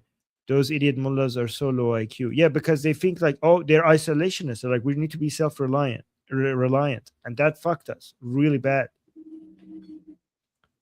And then let me see the rest of the thing. Could Iranians use commodities, etc., so as alternative currencies against inflation? So obviously, commodities are not that mobile, right? That, it's not like they're not a very efficient way to replace the real. But I mean, people do. People are using iPhones to buy and sell. So iPhones have turned into a currency in Iran, which is weird. But I think the best alternative to real is the US dollars. Like why? Like this is why I think that if we keep going down this path of the drop in hyperinflation in Iran, at some point the Iran's economy will be dollarized, and Iranian people are just going to buy and sell things in US dollars. I mean, they already do that right now when it comes to high priced items, right? And so we have three categories of items. The cheapest stuff are still being bought and sold in reals or 2 months. The most expensive things, you can't, like cars, for example, or homes, people are buying and selling them in the USD now because the real is going up and down so much, from the morning till night. The valuation is fluctuating so much that you cannot rely on it to buy more expensive things. So they have to buy those things in buy and sell those things in USD. And then there's this mid category items that sometimes people buy and sell them with iPhones. You heard about this, Ellie, right? Yeah, iPhone is a currency. Also, if you own a car, your car is now appreciated like 300% instead of depreciating everywhere else in the world. Guys, this is not, we kid you not, like people are showing up to their dentist, and to pay for their dentist visit, they put a iPhone. They give the dentist an iPhone, and the secretary of the dentist makes a call, and like, I have this iPhone model, what is the current pricing right now for it? And they evaluate the price, and they give the rest of it, they calculate the difference. And people are using, like, people go to buy stuff with like iPhones, like here's one iPhone, two iPhones, like, okay. It's weird. In fact, you should, here, I'm going to show this, and no, I'm not. Remove that. Okay. Look at this. So, guys, this is motor oil, okay? And Armin, could you read this for people down here? Wait, hold on. Let me make my Oh screen wait, sorry, bigger let me make because it it's so. bigger. Yeah, thank you. از قیمت ها حس بگیرید. این روغن موتور رو اول دی 404 خریدم. اول دی 404 خریدم 1 تومن. بعد از آتش بس خریدم 2700 تومن. قیمت امروز And then 5 yeah, 5 and then over here. 5 Yes. So 1 تومن یعنی 1 میلیون درسته؟ آره 1 میلیون. Okay. So guys, he's saying like, let me show you how fast prices are increasing in Iran. He says, I got this motor oil early January 2026 for 1 million tumens. After the ceasefire, it got to 2.7 million $. So from before the ceasefire was 1 million. After the ceasefire, it was 2.7 million. And today is almost 6 million, like just a little bit under 6 million. For just 4 liters of motor oil. So we went basically 6 times the price of early January. What? Are you kidding me? I like Amir's comment. Nokias. This will cost you 7 Nokias, please. So the price increased 6 times, like over 600% in 5 months. Yeah. Guys, this is not food. Food is even higher inflation. Yeah, there's no way to live like this. Like, how the fuck are you gonna live like this? That's what I'm saying, is like, how much savings do people have? When does it run out? That's when you're going to start seeing more unrest and people will start coming back out. And that's like, there's no way that the United States has that information. So this is like a very, like, we're past the time that we should have acted. This is why when you say, Roman Viking, when you say how much food is locally produced, the problem is that even if it's locally produced, the prices are so high that people can't, like a lot of people can't afford it, even if it is locally produced. And also, even if a higher percentage of it is locally produced, a lot of the farmers can't get the water they need. They can't get the fuel that they need. They can't pay for the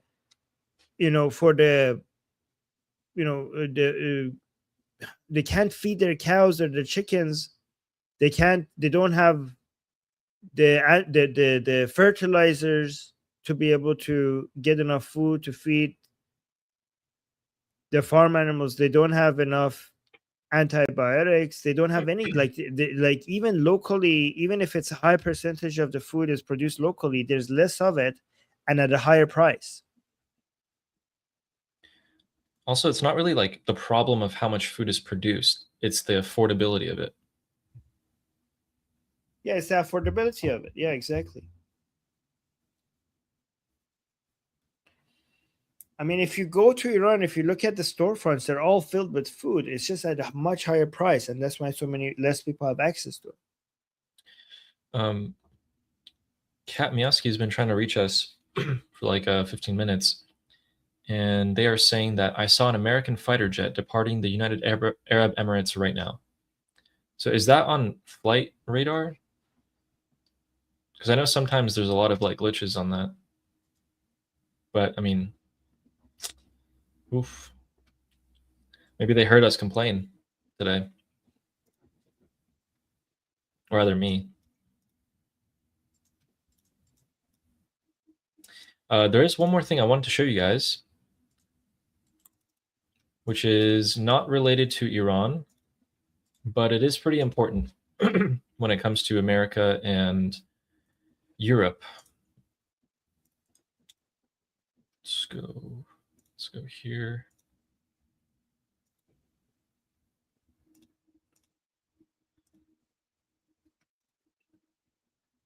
Poland or maybe some other countries on the Eastern.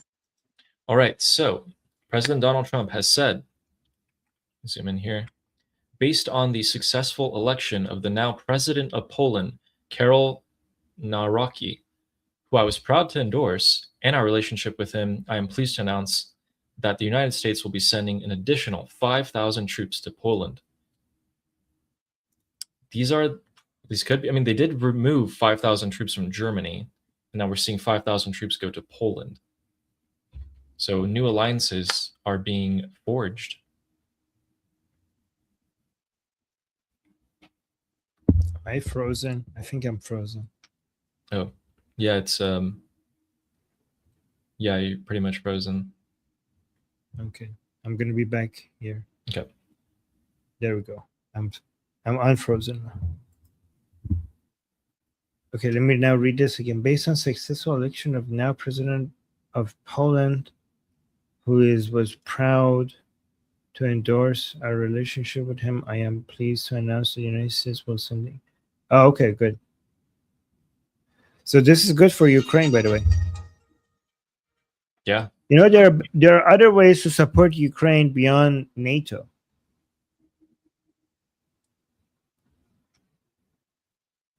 So this is good. I support this. Why am I glitching? I need to upgrade my computer or like clean this computer. Don't know what's happening.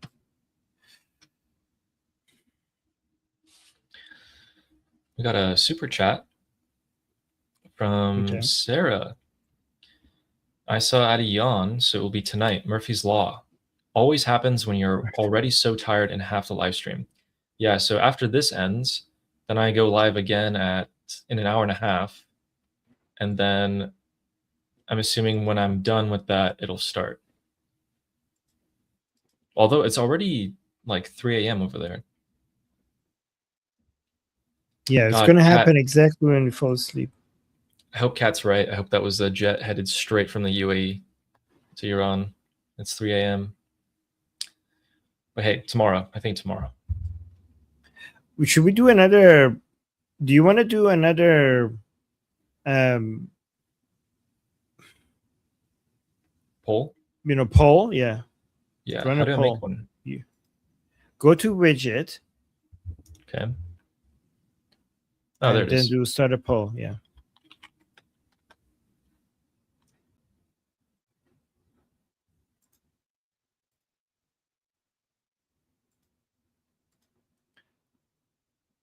What are the options you're going to add? So, guys, participate in the poll. All right. So we're going to have within 24 hours. Option 2, within this weekend. Actually, let's go with 48 hours.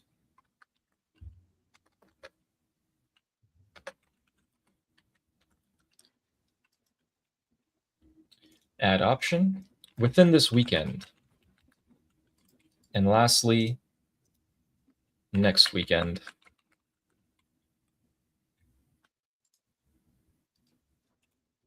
Right.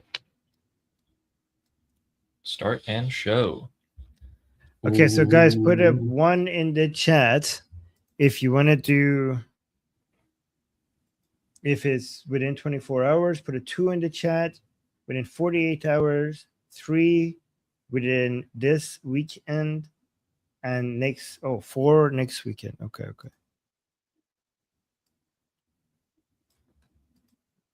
Oh yeah, should we make a new Boom Boom list, by the way? Like, should we add Ahmadinejad to that? Because Cyrus is suggesting that, and I think maybe that's a good suggestion. Well, he is, or Ahmadinejad is already on the Boom Boom bingo card. He is, yeah, for sure. You haven't seen him? I don't think so. You know what we should do? We should do a poll after this, asking people who they want to be taken out in the next wave. Like, who do they look forward to seeing being killed by the Israelis more in the next round of military operations? Well, I feel like we get in trouble for that because that's technically like, you know, it's like Do we death. get, no?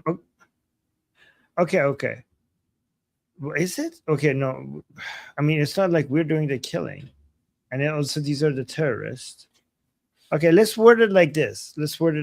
Okay, who do you prefer? Who's your favorite? Who's your favorite within the Islamic Republic? No, who do you hate the most? Who do you hate the most? Yeah, who do you hate the most? Who do you hate the most with the understanding that one of these days they might be taken out by the Israelis or the Americans? But we're not suggesting anything. Would we get in trouble for that though? I feel like if we were to get trouble for something, it would be that people they would argue, be like, yeah, these people are betting on the deaths of like Of people. terrorists?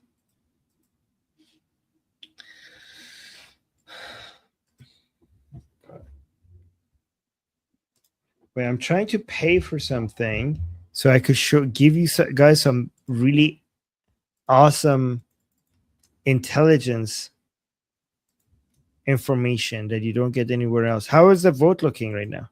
So yeah, let's do this vote so that after that, we could do the vote for who do you want.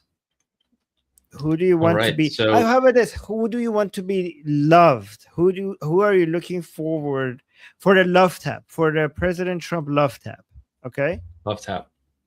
love tap by So- Trump. Even though Sadato Hosoda has voted a 1 with a super chat, thank you very much, Sadato. Oh, Always appreciate thank you. Wow. Only 15% of you have voted for within 24 hours. The vast majority of you, 58%, have voted within 48 hours, and 18% within this weekend, and 9% of you think that it will happen next weekend. So it seems like people think it's about to happen. It's 48 91 hours. 91% of you think it's going to happen in the next few days.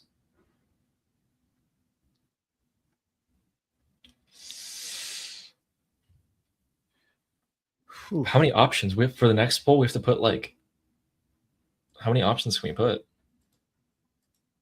Four options. So you have to Hmm. pick.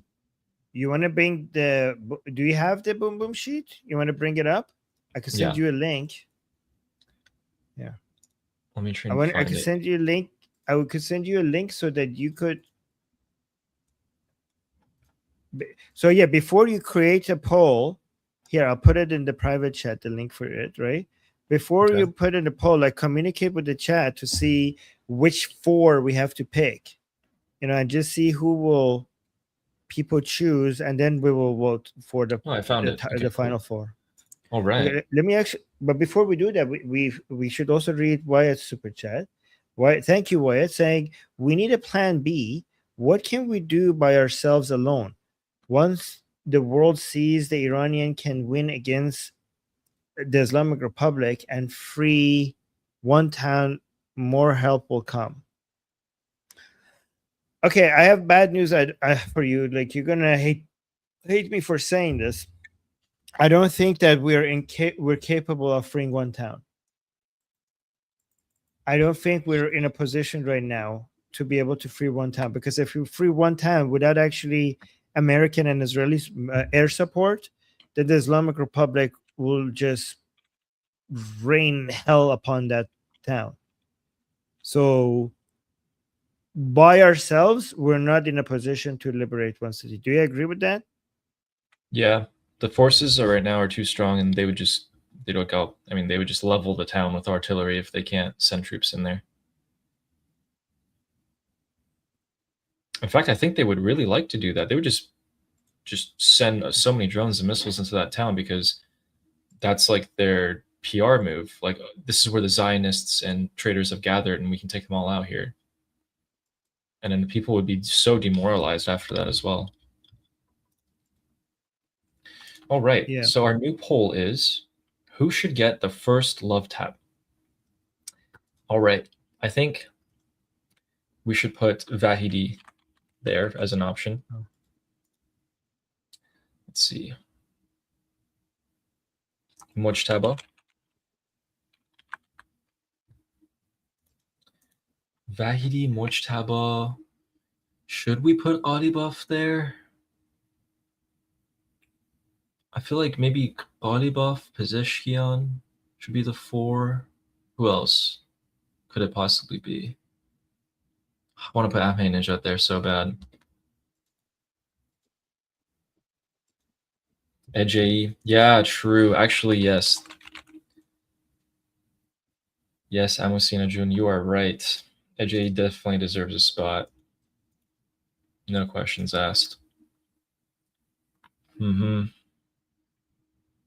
Ooh. Okay, so should we put Arakci over Ghalibaf and Pezeshkian? You know what? Radon. Let's People take are off saying put Mojtaba. Radon. Yeah, let's take off Mojtaba and put it Radon. Because Mojtaba was Wait, already half dead. No, but people want. I think. People probably want to see. He did kind of already get a love tap. You know what I mean?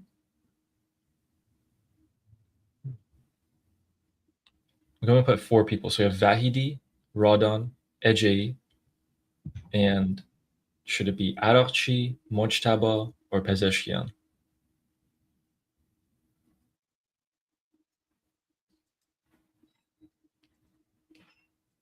What do you think? Let's see people. Let's see what people say. Wait, tell me who you have right now. So we have Vahidi, Radon, and Ejei. Vahidi, Radon, and Ejei. Those are the 3 that you have. And you want for the 4th position, you want who are you considering? It's in between Arakci, Pezeshkian, and Mojtaba. I think it should be Mujtaba, guys. No, I mean I know he's kind of half dead, but he's still killing the supreme leader will demotivate the regime supporters. Like imagine after only 3 months, the supreme leader dies again. Wouldn't that be a huge embarrassment to pro-regime people? So, guys, we got the judge. The judge is Ejei. Yeah, the judge is there. You know what? Here, let's actually share the. We should share the here. Share so people could choose which one. Let's bring this up. So let's end the previous poll.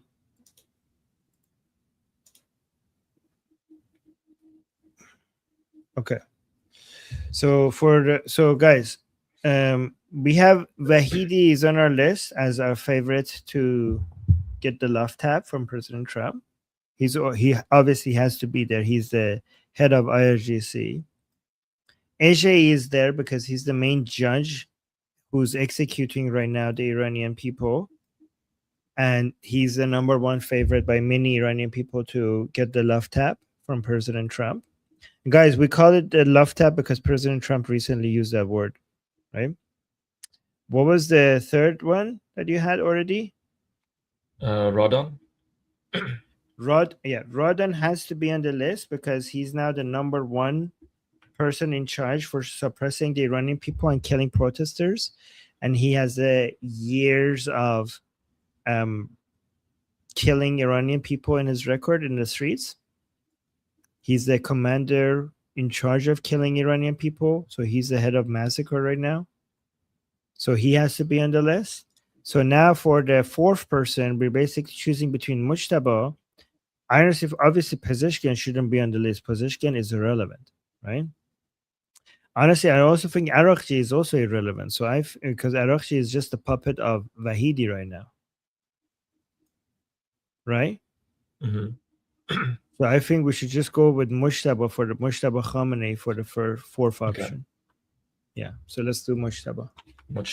Somebody's saying, can we add Tucker? Okay. All right. This will be interesting to see. Okay, so let's vote for. Okay, bring it up. Oh, okay, here. Let's vote. Guys, put one for Wahidi as your number one favorite, looking forward for the love tap from President Trump and from BB June. Number 2 for Rodon. Number 3 for Ejei. And number 4 for Mushtaba. So Wahidi is the head of IRGC, the main person in charge right now within the Islamic Republic, number one powerful person within the Islamic Republic. Rodon is the main killer of the Iranian people in the streets. He is the number one person responsible for massacring and killing the Iranian people in the streets when they come out to protest. Ejei is the person that is executing the Iranian people, hanging them slowly to death, political prisoners. Every time you hear an execution, it's Ejei. Ejei is giving that order. And Mujtaba is the supreme leader, is basically the figure where pro-regime people have their hopes and dreams, all their the idea that the Islamic Republic is still alive is because Mujtaba is alive. Okay, and they're all good choices. They're all like I could make arguments for each and every single one of them for why this should be number one. Who would you pick, Armin? Wait, before I say what I said, Texas is saying supreme leader in name only. To be fair, we're not killing him because he is relevant. If we kill Mujtaba, is to demoralize and demotivate pro-regime people. So even though he's supreme leader in name only, he's not supreme leader in name only to regime supporters. So we're not. If we kill Mujtaba, we wouldn't kill him for him. We would kill him for the damage and humiliation of the regime and the soft power loss of the pro-regime people, right? So who would I pick? I would pick Wahidi. Yeah, I would pick Vahidi too. I think all the other ones can afford or can't afford to just like they'll come out. You can get them, but Vahidi's too careful. I want him taken out. Someone who's managed to rally the regime like that and assume control and behind the shadows and not show his face while doing it. He's in it for the long game. I want him gone.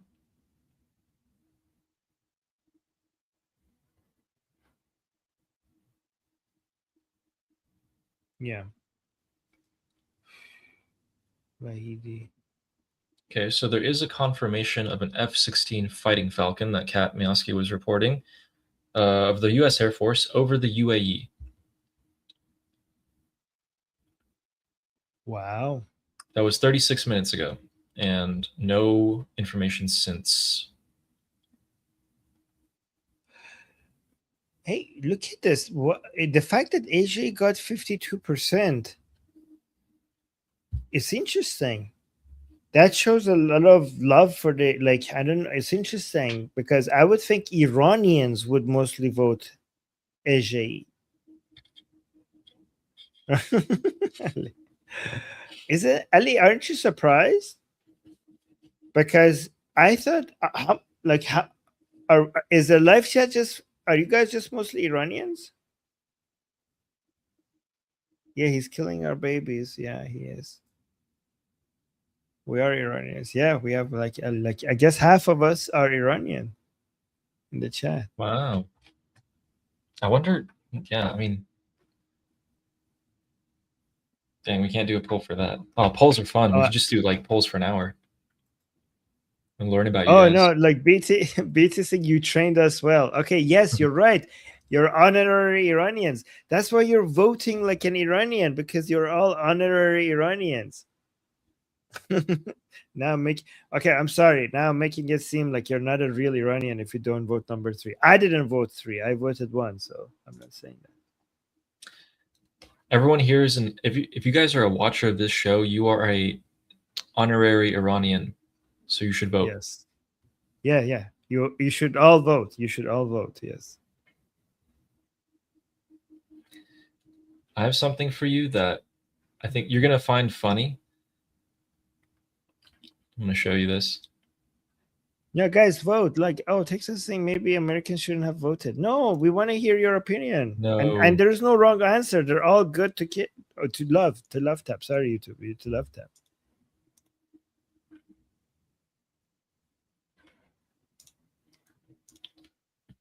Oh yeah, what the hell? Wait, hold on. Let me finish the poll because we want to see this. Okay, so we already got our votes. So we got Vahidi with 27%, Rodon with 17%, Ejei with 52%, majority people vote for Ejei, and Mushtaba only 4%. Only 4%. Interesting. Okay. All right, let's stop the poll. Wait, and hide the poll. Okay. What is this? This is a member of parliament in the Hmm. Islamic Republic, and his name is Fado Hossein Maleki. You know, he's got a viewpoint, and he says anything is possible when they asked him about whether the United States would violate the ceasefire. And on the other side, his other viewpoint is that honestly, even Iran could break the ceasefire if it comes to it. So he sees all sides, literally. Yeah. I see what you did there. Oh my god, Ali. Oh my god. Okay. That's oh my god. I don't know. Oh, if he's by the a- way, when we were voting for who to do a love tap, Sarah gave us a super chat saying it's like fantasy football, but fantasy Durka. Yeah, fantasy. Yeah, that's actually good. That's actually a good name for it. We're gonna call it Fantasy Durka.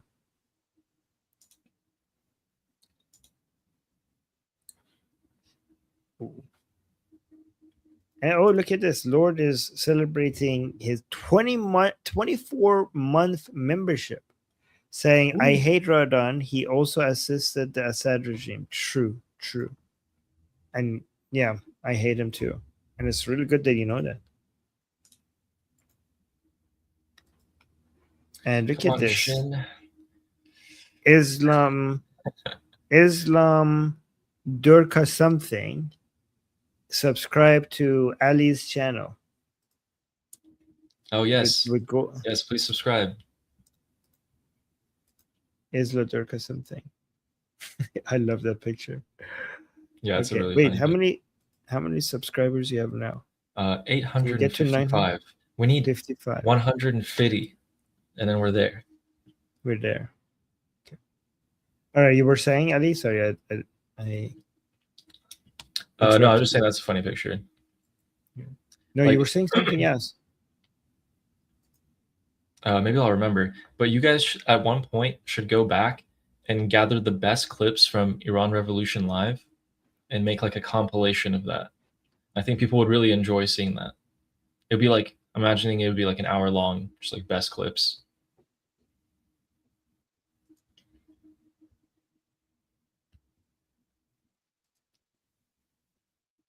Oh, someone's watching on Twitch.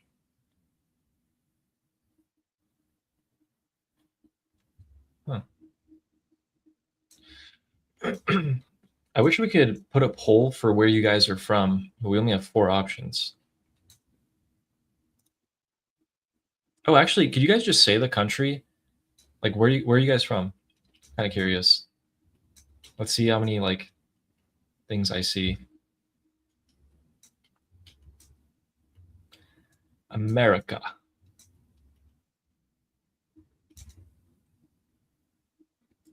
I was gonna get this really cool new tool to show you guys like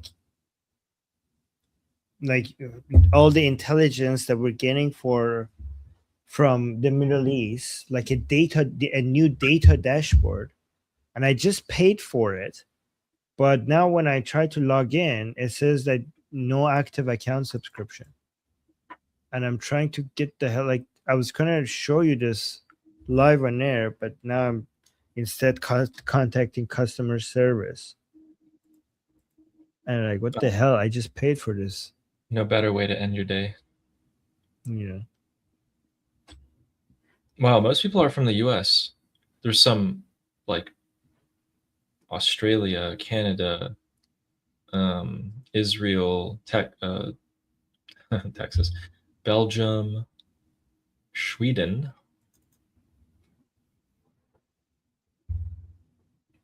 Yeah, most people are from the US, and they still voted for or what is it, Edgy.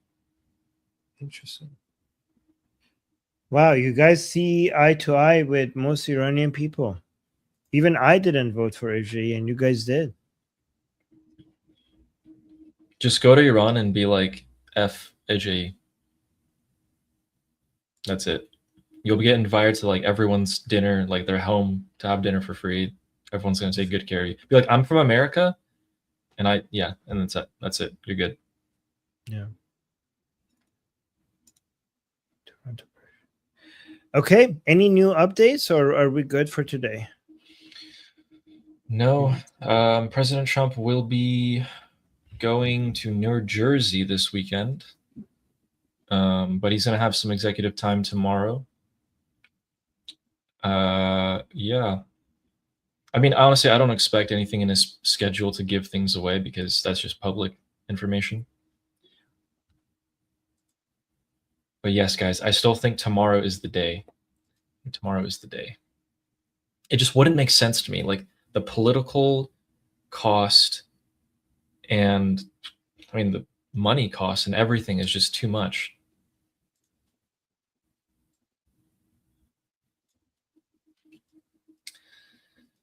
Yeah.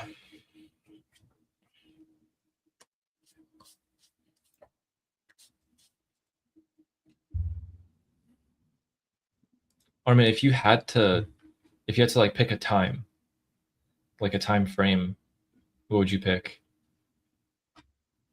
Honestly, I have no idea anymore. I don't Yeah, I think know what that. you mean. Yeah. Oh, somebody's saying, what's Ali's channel name? It's called Ali Samani. And the handle is Ali Samani F. Yeah, let's put it in the screen.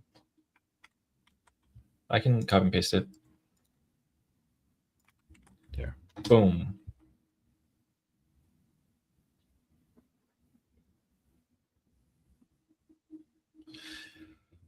All right. So I guess we covered everything, right? Yep. That was everything. Oh, one last thing. That you guys feel good while we end this. All right. Share this. Share screen.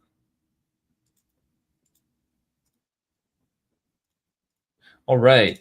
So in the city of Seattle in the United States of America, in the state of Washington, which is the top left, there was an Islamic Republic flag for the upcoming FIFA games, and someone decided to fix that. You can see them. This absolute artist. What an artist. That's doing some great work right there.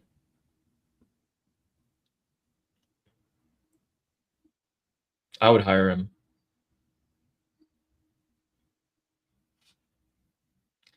Nice. Yeah, now don't get any ideas, guys. Definitely don't get any ideas. Apparently, Seattle has repaired the Iranian flag. I mean, repaired from their perspective to the Ayatollah regimes. Again, back to that again. They keep coming and fixing it. And the Iranian people keep coming back and changing it to the lion and sun flag. And the Seattle, I don't know, the people in charge of Seattle, they keep coming and changing it black, like back to the Dorka version. So it's like this is just keeps happening, like over and over again. So it's weird. that city has so much graffiti and trash, and they're deciding to like fix this. Yeah, but they're putting resources on that. That's actually a good point.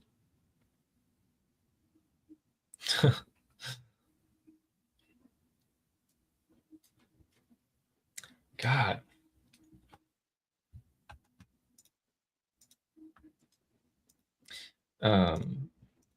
Yeah, there's actually another case of an artist doing something like that, but I don't think I can show that on YouTube, so I'm just going to send it to you privately. But yeah, later. Man, keep sharing all these stuff, Susan Rose says. Yes, ma'am. We will. We will. Ali has a good eye for finding these things. Yeah. All right, guys. Oh, That's it for us. sorry. What? So I hate this guy. Okay, you hate him too. His name is Omi Donna. You know. Oh yeah. Yeah. He just got a report. 2:48 a.m. Iran time. So this was 4 minutes ago. Reported 4 minutes ago. Sound of 3 consecutive explosions coming from Sari, which is also the Strait of Hormuz. Maybe it was that F-16. See, we're about to end the stream, and then they're gonna start. Yeah, maybe.